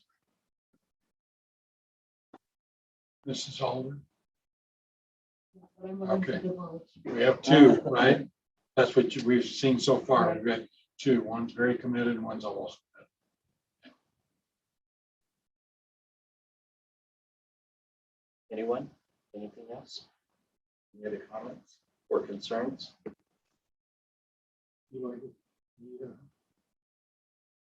I'd be happy to be able to entertain a motion if somebody would like to make that. I'll try it. Remember to do your findings of fact. Oh, yes. Help me out. This is the long one. Conditions and the. Yes. I move that the planning commission recommend to the city council for this Alder annexation. Include the findings of fact, conclusions, and conditions.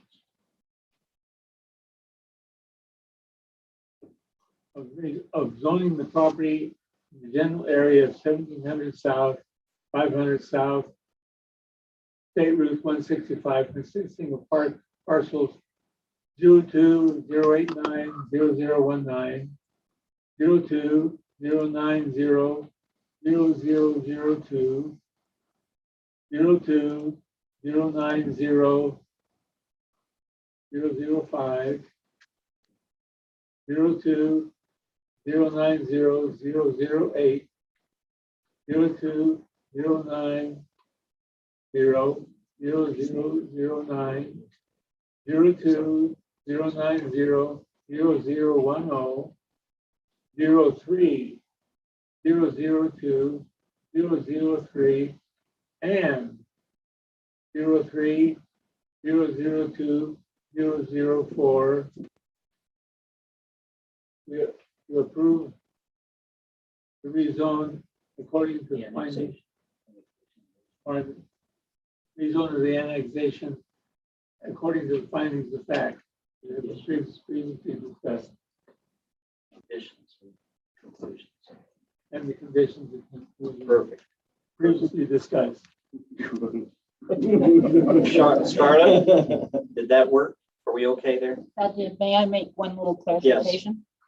along the west side of the Alder property on the north side of 1700 South, there's a small strip of property that's included in that blue, and it has its own little parcel number. And I think it's the one that you said you missed. That It's the 10 is the one that was missed, Say 10.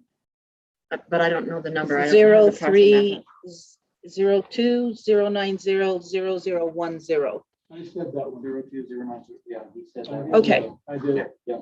Anyway, I just want to make sure that our typo doesn't mess things up. It is a very, very small strip of property, like maybe 20 feet wide.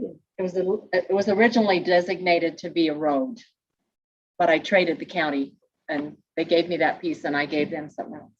And so that is included, and it would be part of that LCR part. Thank you, Scarlett.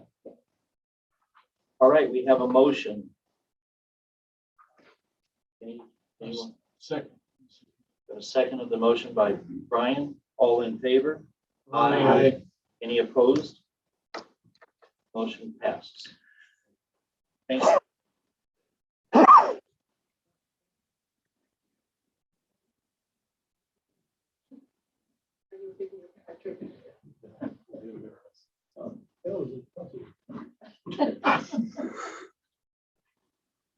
Make you work for your salary, right?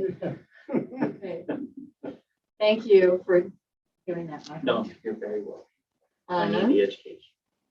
So now we go to the rezone recommendation, item number 4. And this is the Providence City Planning Commission will consider and may recommend to the Providence City Council the rezone of the property in the general area of 1070 South, 400 East, Providence City, Utah. We have a request by the citizens in that area to table this particular rezone request until they have an opportunity to work with the developer and come to some kind of an agreement. So I recommend we table this.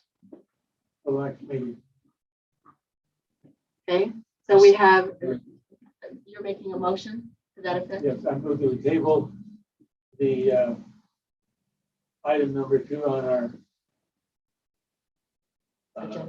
agenda for our next meeting. Okay, so Rowan Cecil has made a motion to table this particular item until the next meeting. I'll second. Okay, we have a second by Brian Marble. Any comments, any further discussion on it? All in favor? Aye. Aye. Motion passes. Okay.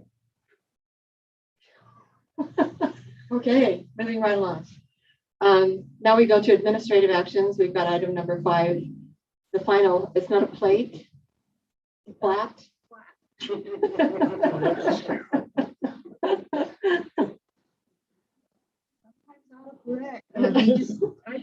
you know what? I love it when we laugh in this meeting. We need to laugh in this meeting.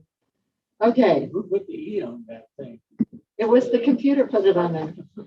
Okay, Gateway Condominiums phases L and M. All of you, thank you.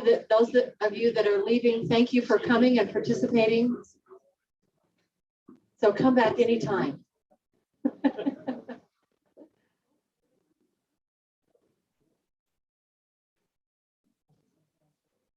Okay, thank you. The Planning Commission will consider and may vote on an amended plat, final plat by Visionary Homes for Providence Gateway Condominiums Phase L and M, a phased multifamily development located in the general area of 460 West and 60 South. So do we have, Scarlett, do you want to explain it, and then we'll have whoever might be here to speak about it. This phase of the development was presented to the Planning Commission in October 28, 2020, and it was approved. Since that time, the developer would like to change the shape of the townhome on phase L, or excuse me, the condominium on phase L, or on section L of the plat, phase L and M. The reason why it needed to come back to you, normally you don't get involved in the footprint of the buildings, but when they're condominiums or townhomes and they're actually parcel numbers, that does make a difference.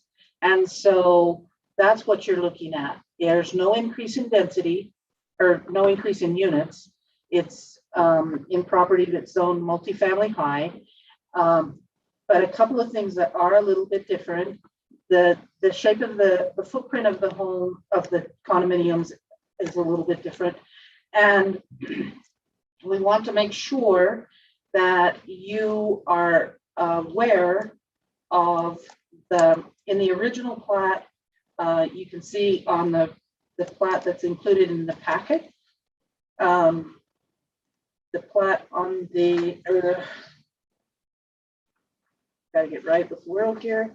The building on the north, on the west, the building on the east kind of has, it looks like a stairs on each side, kind of stair stepped up that way.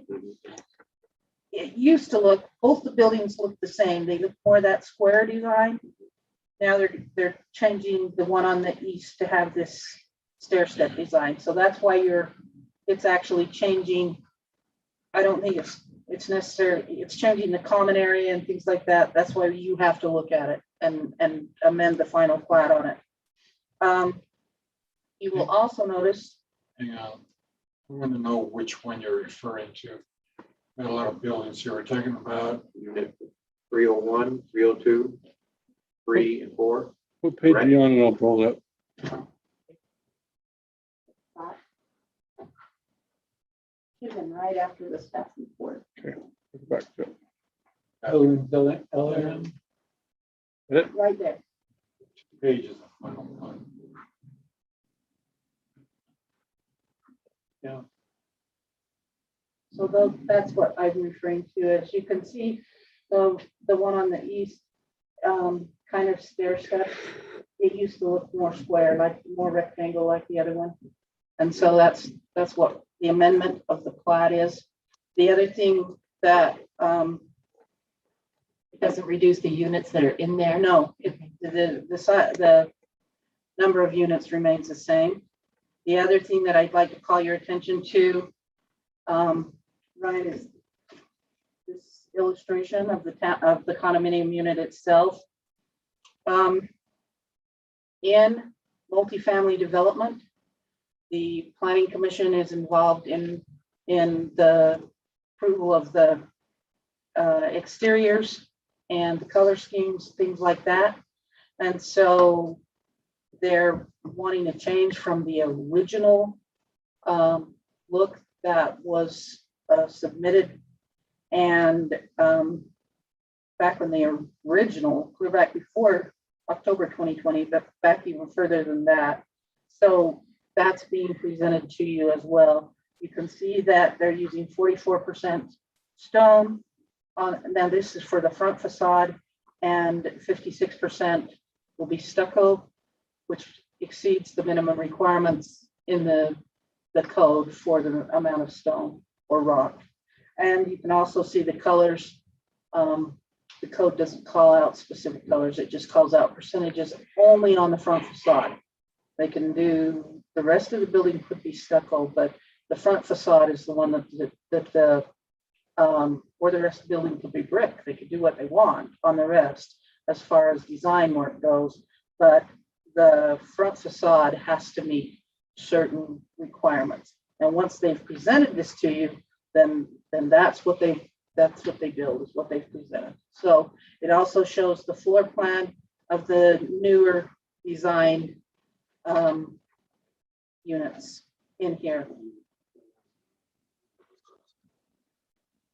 And then there's another color version that has 38% stucco and 38% stone and 62% stucco. And it's, yes, Ryan has that on the board for you. So when you're approving this amendment, as part of that approval, you would be approving the design and the front facade that's being proposed as well. Okay, thank you, Scarlett. Oh, and John here is here from the development if you would like to speak with him. John, would you like to, you want to say anything?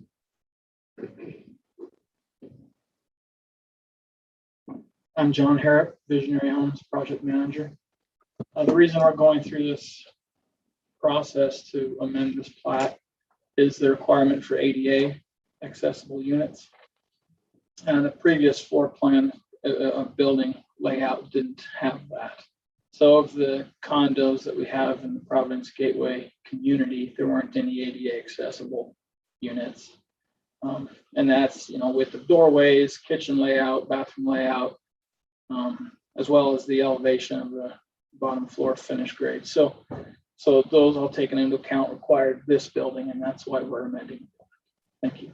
So is every apartment in there? The bottom floor apartment. The bottom floor apartment. So there's no elevator? No. Okay. Any questions? No, that's great. All right.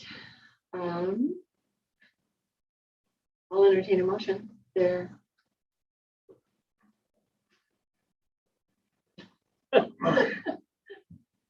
We'll correct you if you get it wrong. Yeah, I'll try it. I'm tired of doing that. I know.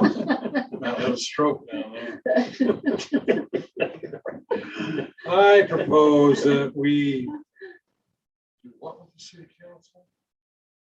Recommend to We the. recommend to the city council. That's approval on your side. This is approval. on Oh, your this is side. an approval. Okay, I propose, so you really have to get it right now. I propose that we accept this item number 6 of tonight's agenda, Visionary Homes Revised Building Elevations. No, it's item number 5. Item number 5, the Gateway Condominiums phases, Right. phases L and M.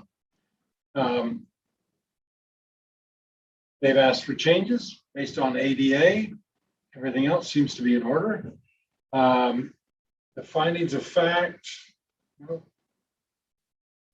along with the findings of fact that the staff has provided us with. What am I doing? And conclusion. And the conclusions and the conditions. The staff has provided us. I second it. And I got it right, Ramon? I think you got enough in. Did we get enough in there? Got it? Yeah. Okay, so we have a motion by Brian Marble, a second by Ron Cecil. Are there any comments, any questions, additional information? Good job, Brian. All in favor? Aye. Motion passed.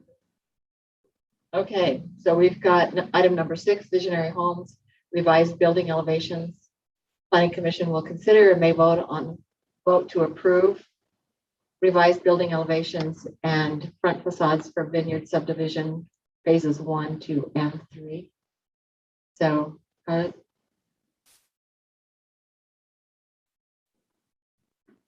Again, over the course of a couple of years, people's preferences have changed to respond to the market and to clarify and make sure that the intent of the ordinance is met. Visionary Homes has, they submitted designs for 8 homes. The Avon home, I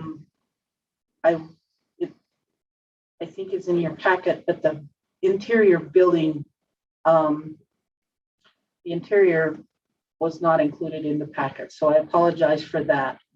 John does have one other design he would like you to consider. I think it's called Wellington. And he can present that to you in a minute when I'm finished with this. So they will be offering single family homes with Wellington as well, single-family homes with 9 different floor plan options. And out of those, there's generally 3 finish options for the buildings. There's the craft, the farm, and the traditional. Those frontages, or excuse me, those facades meet the percentages for stone and brick. And let me just say, on our agendas, we can't pull anything up on that. Did you pull it up off the agenda? I did. It won't pull up on there. Mine wouldn't either, Kathleen. It's a Okay. lengthy file. That might. It's a lengthy file. 86 pages. It's 86 pages and a large one, so. Okay, let's stop Ty then. He's gone to make some prints. Maybe we don't want to print all of those. So if you can show them to us. He's quick and probably already on top of it, so. Did you print the 86 pages? I did it. Once I found it. I'm not killing. Good It's not executive coming up. decision. It came up on yours, all right? Yes. It's linked, so. I think it's so for some reason the iPad won't pull it up. So if we can see it here, that's fine. But we don't have the staff report to refer to. okay, That's the only thing that we I'm gonna print that, yeah. You can just that's get one that staff page. report. Do you want to just take this and It's a one pager. Yeah. Okay. so there are, on the proposed design styles, there are generally, excuse me, 3 different front facades, the craft, the farm, and the traditional. I'll let, oh, shoot. Then in Vineyard, they want to propose different design for, excuse me, townhome building 11 and townhome building 13. And as you can see, I didn't print out all 86 pages either. That's a lot of pages. Colors, no, that's- Yeah, sorry. Thank you. So, again, these designs meet the requirement for stone versus stucco proportions on the front facade. So that's what they're asking for Vineyard, is approval of these new color schemes, floor plan designs, exterior finish designs, and percentages.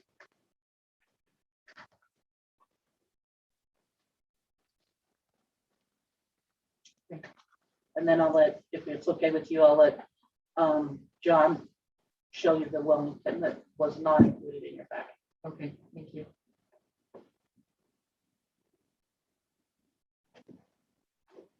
Thank you, Scarlett. John Herrick, Project Manager, Visionary Homes.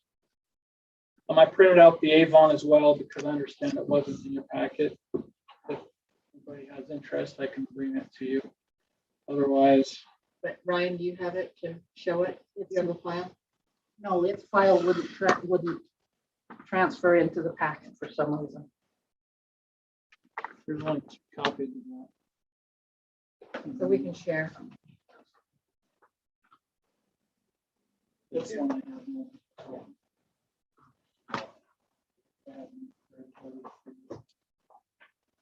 That's the Wellington. The smaller one is the Wellington. It wasn't in the packet. The larger one is the Avon. It was in the packet, but it. This looks like a single family home. Yes. It is. What we've got in the packet,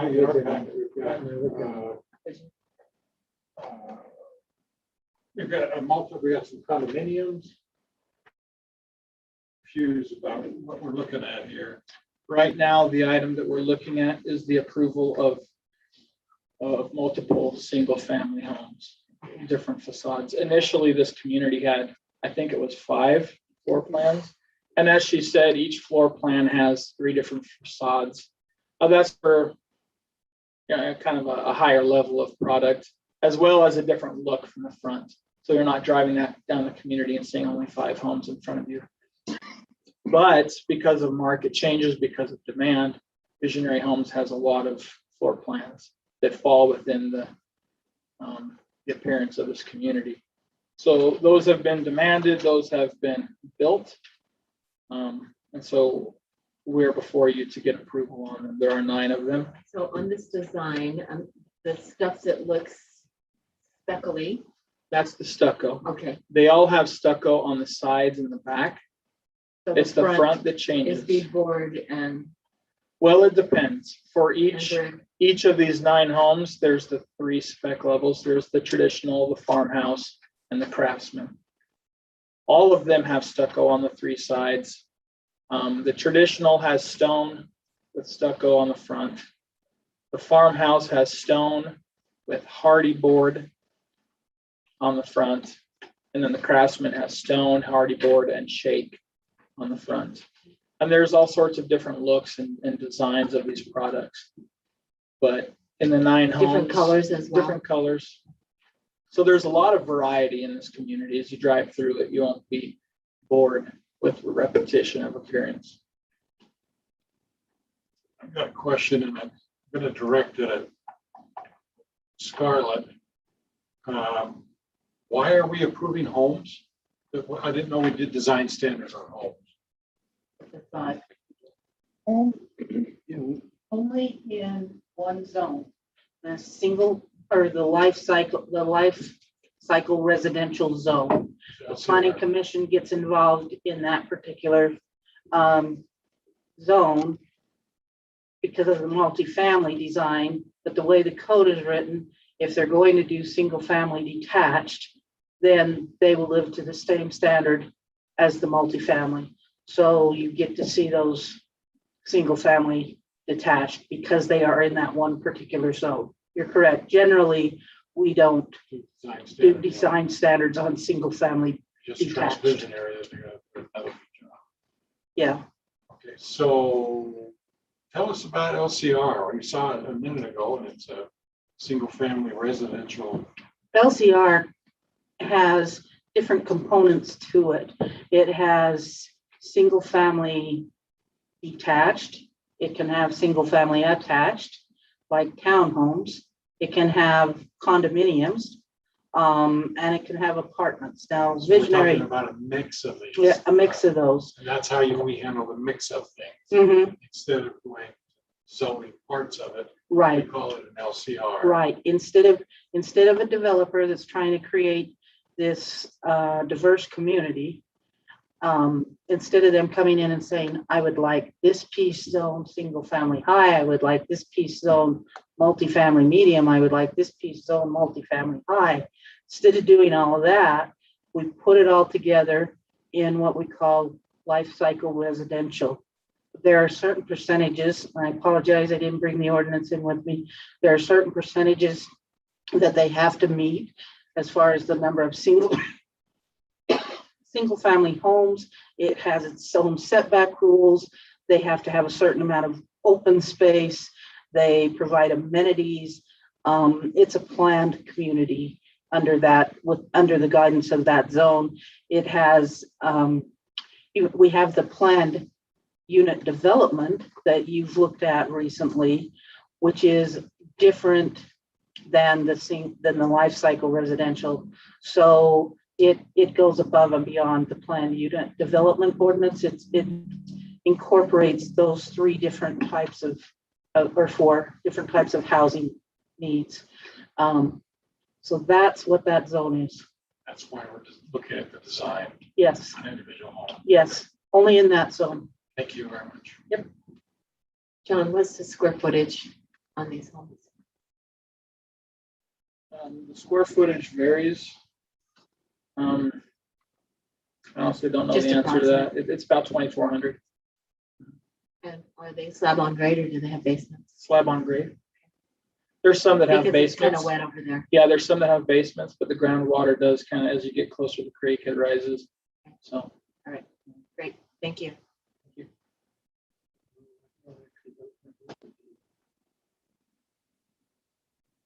Is this the one rolling that you're gonna live in? No, Oh, he's over in the Champlain. we're in Champlain. Okay, so thanks for your information, John. I will entertain a motion unless you have some other questions. Whose turn is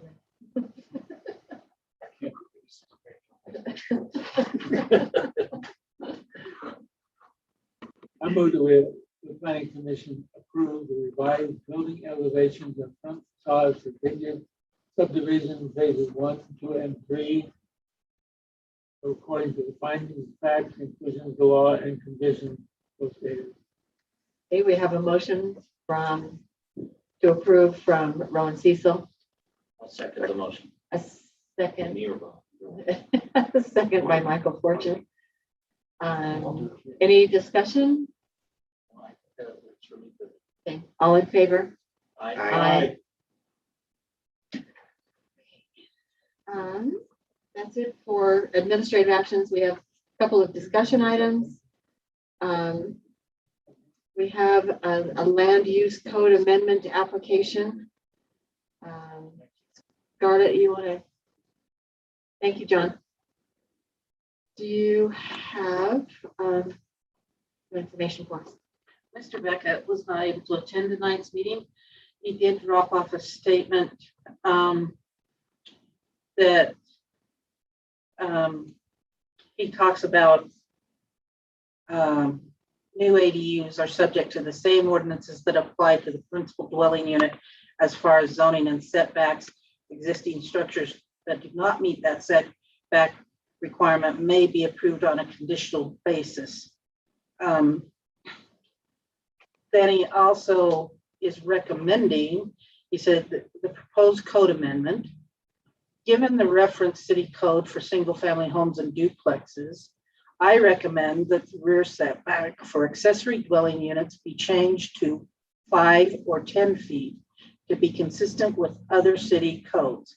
And what he's talking about is that you can build a detached garage, a detached accessory building, not a dwelling unit, but a building. That building's not limited in size to 1,200 square feet. That building can be much larger if you've got enough space in your yard to house it, so that it doesn't take up more than 25% of your yard. And that building can be 5 feet off the property line. Its setback is only 5 feet. So he's feeling like in order to be consistent with a single family detached, or excuse me, with an accessory dwelling, a detached accessory dwelling unit, he's feeling like instead of that dwelling unit having to beat the same setbacks as a principal structure, that it should be able to meet the same setbacks as a detached accessory building. So He's not asking for a change in the square footage. not that I saw. Okay. Just the setbacks. And so what is your opinion on setbacks? He's pointing out that they're kind of ambiguous in places. Is that something that, okay, bad word. No, I don't think it's a bad word. Okay. So do you recommend that we go through and review those and get those all set? We went through the setback ordinance. I think, Ryan, you had just started with us when we completed that process, if I remember right. It was like maybe your second or third meeting was all. Agreed. And so in probably January, February 2020, prior to that, we'd worked on them for quite a while, the planning The commission. general plan. And the staff, along with the general plan, we looked at setbacks and we tried to make them, part of our goal was to make them more consistent. And so we ended up with the setbacks that we have today, which are, not bring that paper over here with me. Must have left it in my other stuff. The setbacks that we have today are a 15-foot. We went from a 20, what we used to have was a setback of 50 feet for the front and rear yards. Neither could be less than 20. And the thought process behind that, when the planning commission that recommended that did that, they didn't like the idea of cookie cutter type looks, even though the homes were custom homes and had different look to them. The fact that they all had to be 30 feet back and have a minimum of 30 feet back, they felt like they wanted some variance so that homes would fit on the lots better, particularly in cul-de-sacs, things like that. So they went to this combined. Then as we went through a phase starting about 5 years ago where people were more interested in filling their lot with structure than with landscaping. And so they were going from setback to setback with their between their accessory buildings and their primary building and everything. And so because of that, we took another really deep look into setbacks. And at that point in time, we put the rear yard for a principal structure at 15 feet and the front yard for a principal structure or a street side yard for a principal structure at 20 feet. In most of the zones, the single family high zone is just a little bit different because of the 60-foot frontage. So that's one's done just, I think it's 7.5 feet on the side yard, on the interior side yard. So those setbacks now are much more uniform. Before, several of the zones had a little bit different, either side yard. Most of the front and rear yards were pretty consistent, but the side yards were a little different based on the zone. And so we tried to uniform it up because we got complaints from contractors that it was confusing, and it kind of was, in all honesty. But when you work with it day in and day out, it didn't seem like it was confusing, but I can see why it was.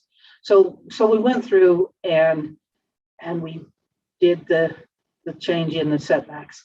Then at the same time, we were looking at the accessory dwelling unit ordinance, and it was important to the city council, or to the planning commission and the city council at that time, that since those, even though someone has a big detached garage, or maybe they've made it a big game room for guests, or that's their movie room or something, to have somebody that was actually living day in and day out in the structure, like you would in an accessory dwelling unit, they felt like that was important enough that it needed to be the same type of setbacks as a principal use, because they were looking as a principal structure, and they were looking at more of that's consistent occupancy in that structure day in and day out. Now,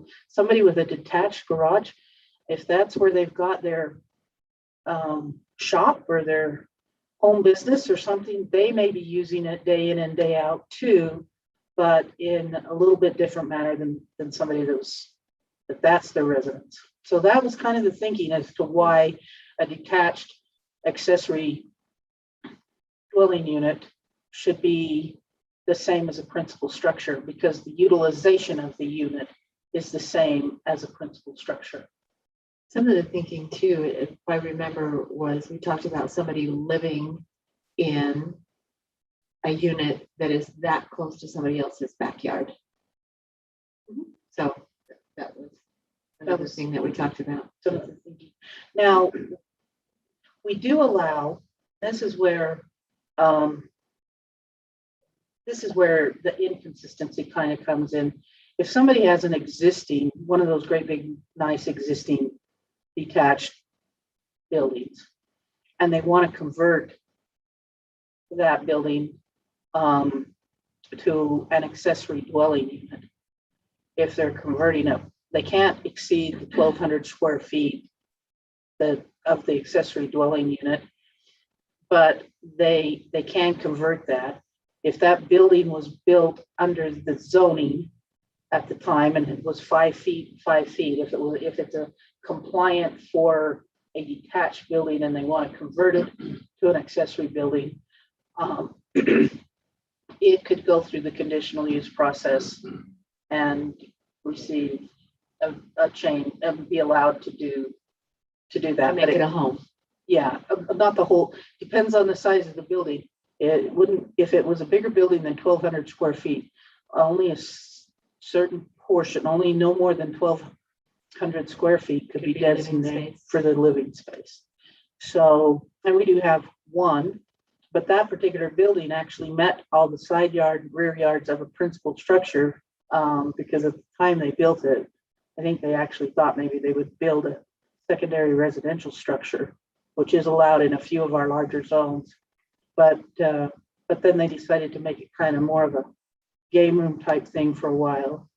Then when the accessory dwelling unit came into being, they came in and they did convert a portion of it, but just that portion. But even that one, like I said, is built to primary setback, so it meets that portion of the ordinance. We haven't had anybody that's come in and converted one and not met the setbacks to this point. But the possibility is out there. What's the recommendation of the staff on this? We didn't make a recommendation on this. Since this was generated from a citizen, there was an application coming in through the citizen process. We felt like it would be good just to, we were hoping the citizen was going to be here to present his case. Something come up, he wasn't able to. So we don't have him on Zoom either. No. And so, so we felt like it was more appropriate that he present his case than that staff get involved in it at this point in time.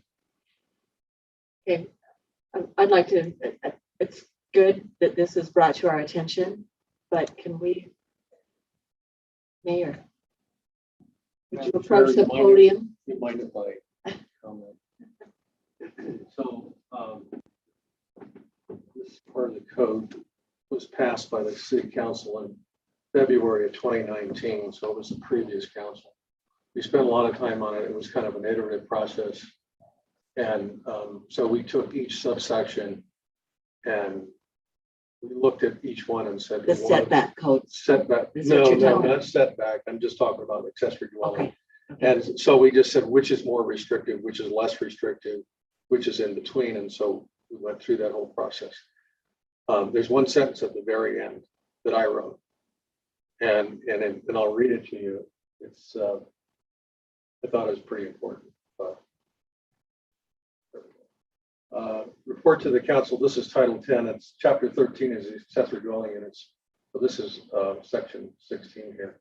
The mayor and city staff shall report to the city council once a year the number of accessory dwelling units permitted during the previous 12 months. This report shall be made to the council no later than 30 days after the end of the calendar year. Scarlett, how many accessory dwelling units have been built in Providence since we passed them? I know there've been a number of people come to your office and talk through the whole thing. And I think we've had, excuse me, I think we have had one actually built. We've had a couple that thought they were going to, and then they got a little carried away with their building process, and so they haven't been able to finalize it out yet. And then we do have the one that was converted. And so unfortunately, many people have not been able to actually take advantage of it. There's two things that make it difficult. A lot of people with very large lots tend to stick their homes towards the back of the lot. The accessory dwelling unit has to be behind the principal structure. So anyone that's set it back and has a rear yard of 30 feet, which would have been the minimum, or would have been may be 20 or 30. If there has to be 15 feet between the principal structure and the detached dwelling unit, and then there has to be 15 feet or 20 feet at that particular time, or 30, depending on how the house was back in 2019, that didn't leave any place for someone to put it. Now, he's not suggesting change that, but that is one of the reasons why quite a few of the people that have come and talked to me have not been able to go forward with it.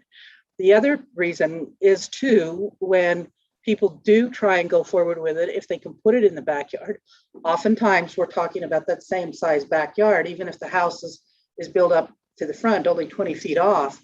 Many times, by the time you get your 15 feet away from the primary structure, and then you have your 15-foot setback, that takes up 30 feet right there. And so a lot of times there's just not enough room between those for someone to fit it in. But we have had a few people. Unless they build a really small one, right? Yeah. The limitation Something is under 1,200 feet. 50% of the square feet of the primary residence. Or 1,200 feet. 1,200. Yeah. So the whole intent of going through this exercise, and I think we went through 3 council meetings until we got to the end of this. And I think at the time we were not looking at Grandview area parts of the city, but mainly the downtown area. A lot of the lots are larger lots, and there are people that have come to Scarlet over the years and said, you know, what can we do with our lot? We've got a lot of this extra space. So it made a lot of sense in the downtown area. At the same time, we're looking for housing options for people, for families, and you can read what's in the code. We went to the trouble of explaining ourselves, saying when it makes sense and it works. So in all of this time, we built 1 accessory dwelling unit in the whole city with all the effort we put in. But I mean, the governor's office, the Commission on Housing Affordability, accessory dwelling units are a big issue and a big thing. So part of what the council was doing also is saying, you know, we want to do our part. But one of the reasons why they haven't built the setbacks. So I think I haven't gone through the fine tooth comb this, but I think it's worth planning commission's time to study this issue and see if it makes sense to loosen up the setbacks. It's my 2 cents. Mayor, we've had about a dozen. Right. I'm sorry. That's right. We've had about a dozen people that have approached us. Mostly it came about a year and a half ago, something like that. We were in the Cache County Fair. And that's where we had a small unit on display at the fair.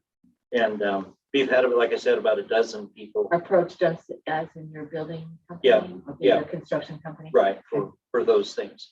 And the reasoning for them, I thought was really good. I really liked it. A lot of it was they had older children that had autism or had some issues that needed to be close to the family, but they wanted them to be independent.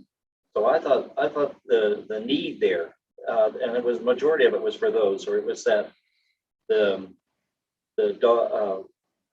individual, the child was there while the husband was off on duty, military service, whatever. So, and it would be for 9 months or a year or whatever. So there were some interesting reasonings for it that were good. But one of the biggest things was some of the few that we went and pursued were some setback issues. But I think a lot of it was what some of them wanted to do was, well, I have my RV, my camper, can I just use that? Which isn't, you know, it's a whole other nightmare and would really, I think would be a big mistake. It just would. So much of it centered around uses that keeping families together.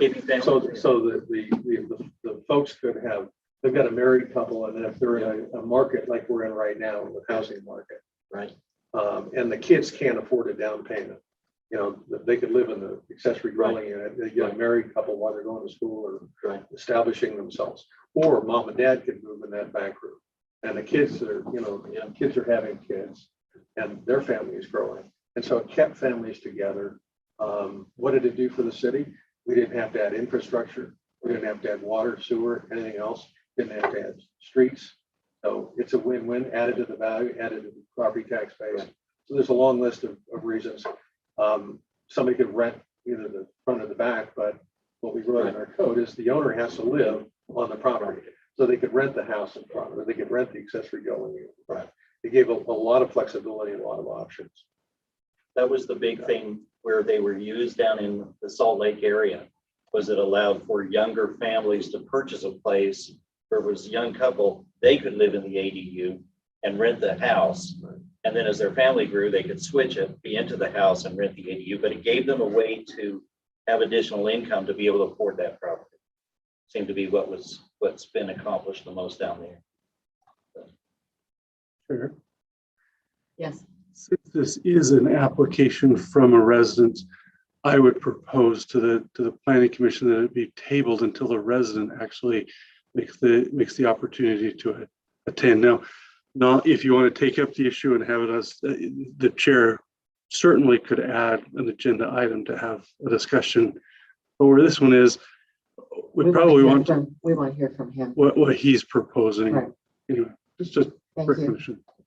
Yeah, that would be my recommendation, is that we have him come and explain it to us and sell us on why he thinks it needs to be different. And what he thinks it needs to be, but then we can study it from there.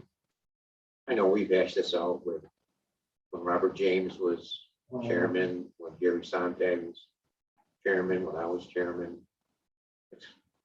We've been dealing with it since 2017. And does it need to be changed? I guess that's the question. Yeah, I don't know, but Nobody has to he say. has to say it. Okay. So we will table this item until we hear back from him. And if he wants to come to the next meeting, then he can do that. I need a motion. I don't know. Do I need a motion? It's not an action item. It's just a study discussion. So we'll wait and see. Okay, great. Okay, Ty, you're on to talk about the ombudsman training. And before you start on the training, I need to self-report 1 hour of conditional use permits that I did on my own. So that if you're keeping track of this, of the continuing education. Thank you, sorry.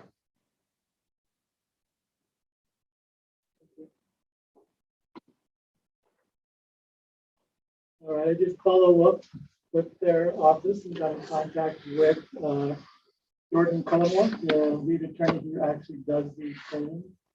We talked about the Land Use 101. He referenced a few things that they have on their website, which I provided links to, just kind of generic, basic Land Use 101 items, topics, information. I don't know where you guys stand on, if you guys still want to move forward with trying to get him up here to go over Land Use 101, to answer any kind of questions you have, or if you want to seek education elsewhere. He said he's more than willing to come up. He says he needs at least 2 to 3 dates and times that will work for you guys. And he has no problems coming up in the evenings. And the training is how long? He said it kind of depends on what you guys want, how in depth you guys want to go. He says he kind of just gives a basic overall general Land Use 101, which again, you can kind of get the gist of from these PowerPoints and information that they provide on their website. And then just kind of opens up to all your guys' questions on the details and the really kind of things you really want to learn. So I mean, what, hour, 2 hours, probably, I wouldn't say more than 2 hours. Again, you kind of probably want to either have a separate meeting for this training or have it on an agenda with very light. But again, he does need at least 2 to 3 dates and times before he can commit to come up here. Great, thank you. I'd like to assign the council or the committee, the commission, to look at these 2 sites and see what's on there, and then decide if we want to have him come up. Well, I think it's required that we get the training. It is. Why don't we just give them some dates when we're supposed to have a meeting? And if they is, well, that's not gonna work, because we may get busy on one of those days. We never know until the last minute Yeah. what we're going to have on the Yeah. agenda. We could schedule around it. So we could move it so that we only kept a light agenda and passed what wasn't.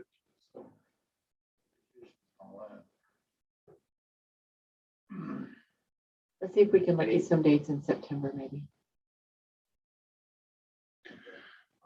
We might be able to put together doodle poll, what are they called? Yeah. We might be able to put together a pool, survey and send it out to you so that you could pick which dates. Okay, that would be great. Thank you. Okay. I will enter. Land use from the university. And then I attended also the Cashman Summit. I think most of us have been. The land use 101. Maybe if you would email that stuff when you go, if you'll send emails, that would be helpful. So that we, Let's figure out how we're gonna track that. yeah, 4 hours a year. You get 1 hour for attending the 12 meetings. meetings. I can't remember the number, but it was 12 is what I had. So for showing up, you get credit. No, we're learning while we're on the job. That's right, on the job. OJT.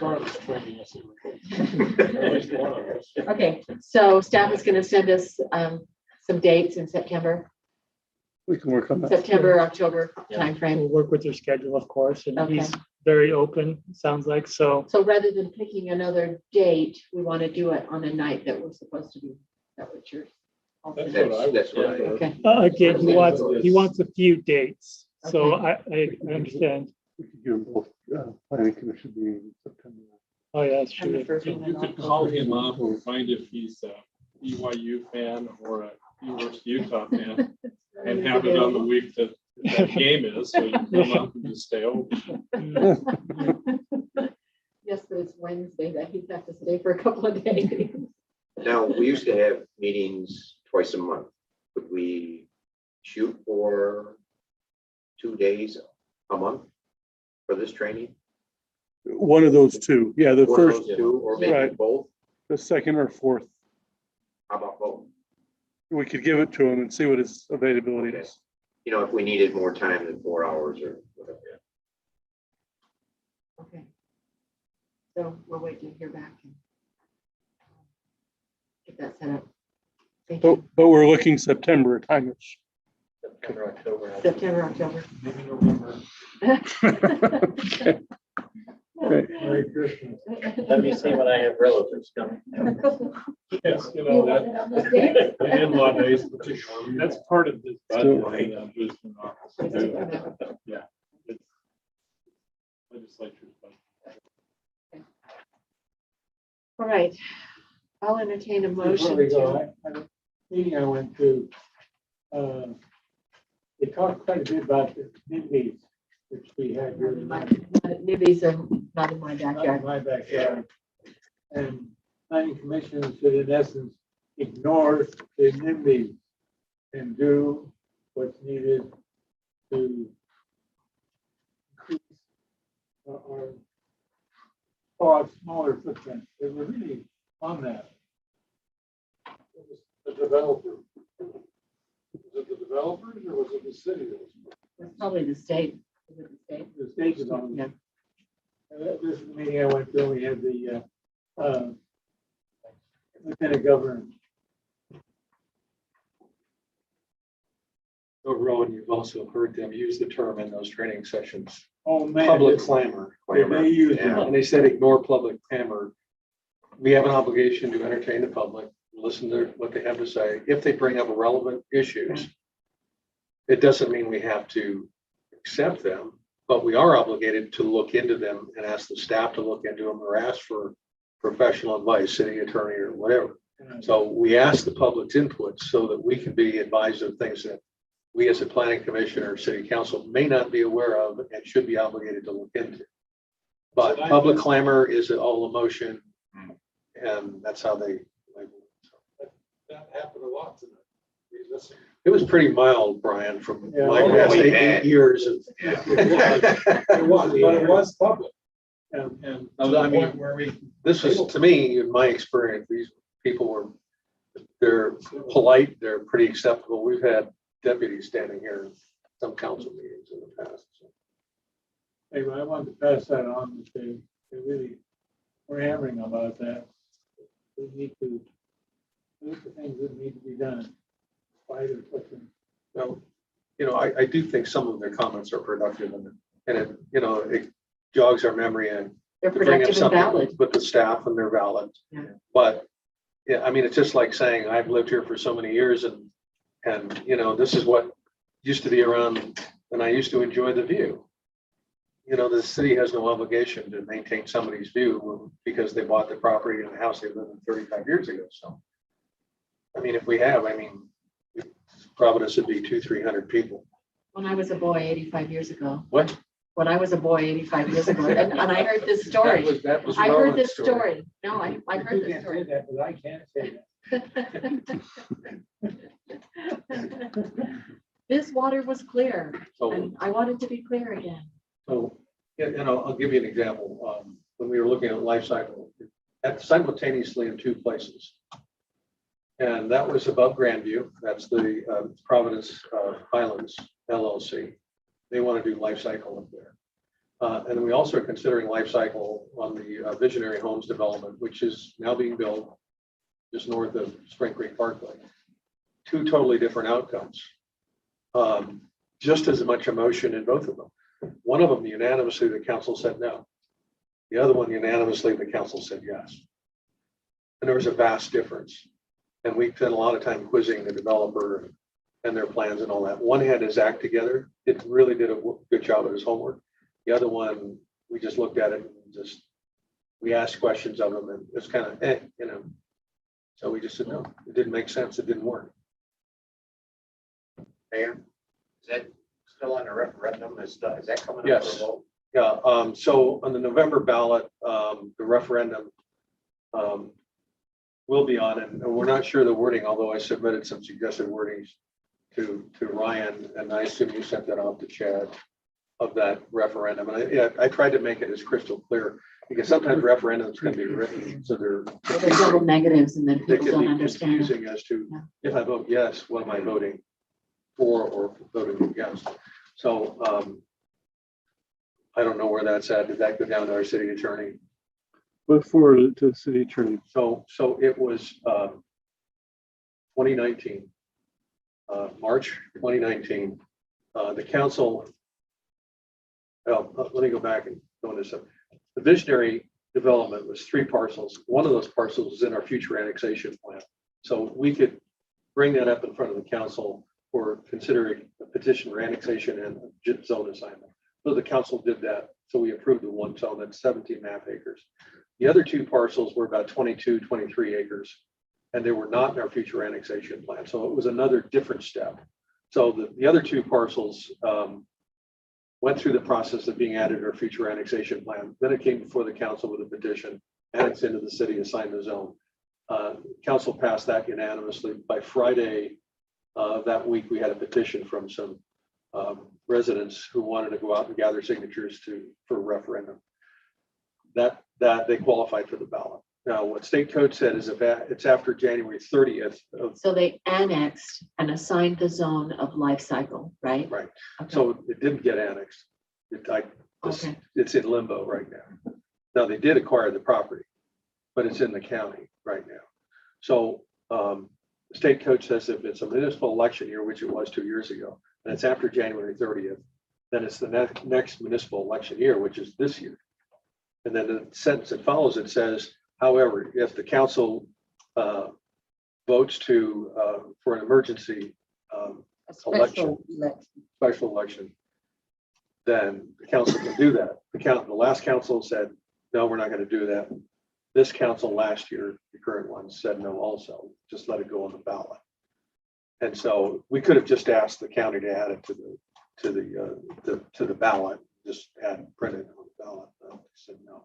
The developer was fine with that. Developer says, since it's so controversial, I'm going to build a nice, beautiful development and people have a chance to see what we're going to build. And perhaps a lot of people say, it's not so bad after all. We think it's a good idea. So everybody was okay with delaying it. So now it's on the ballot this year. So how it's going to be worded hasn't been determined yet. And so the determination is, do we want it to be, yes, life cycle? or no, not life? No, that's not what we're voting on. Okay. What the vote is for whether we are going to, I think this is right. Are we going? It was something like, are we going to agree with the council action, or are we going to not approve, disapprove? So I wrote 2 sentences, and it was as clear as mud. Maybe we can give it to Joe and see how clear it is for his. My rule is give it to 3 attorneys, get 5 opinions. Well, I'm not an attorney, so I try to keep it simple, but that's all it says. Do you agree with the council decision, or are you against the council decision? And then the next sentence says the council decision was this. And so yes, an Was to attorney. yes annex and make it life cycle. Right. So do you agree with the council decision to make it, to annex and make it life cycle? Okay. So if you don't agree with the council decision, then you vote no. That's how I would word it. Okay. With that being said, I'll entertain a I motion. move we close this meeting. Faster, Rowan, faster. Okay, we have a motion by Rowan Cecil to adjourn the meeting. No, that's don't. No, it's non-debatable. I'm going home. A second by Robert Perry. Any discussion? We want to stay. All in favor? Aye.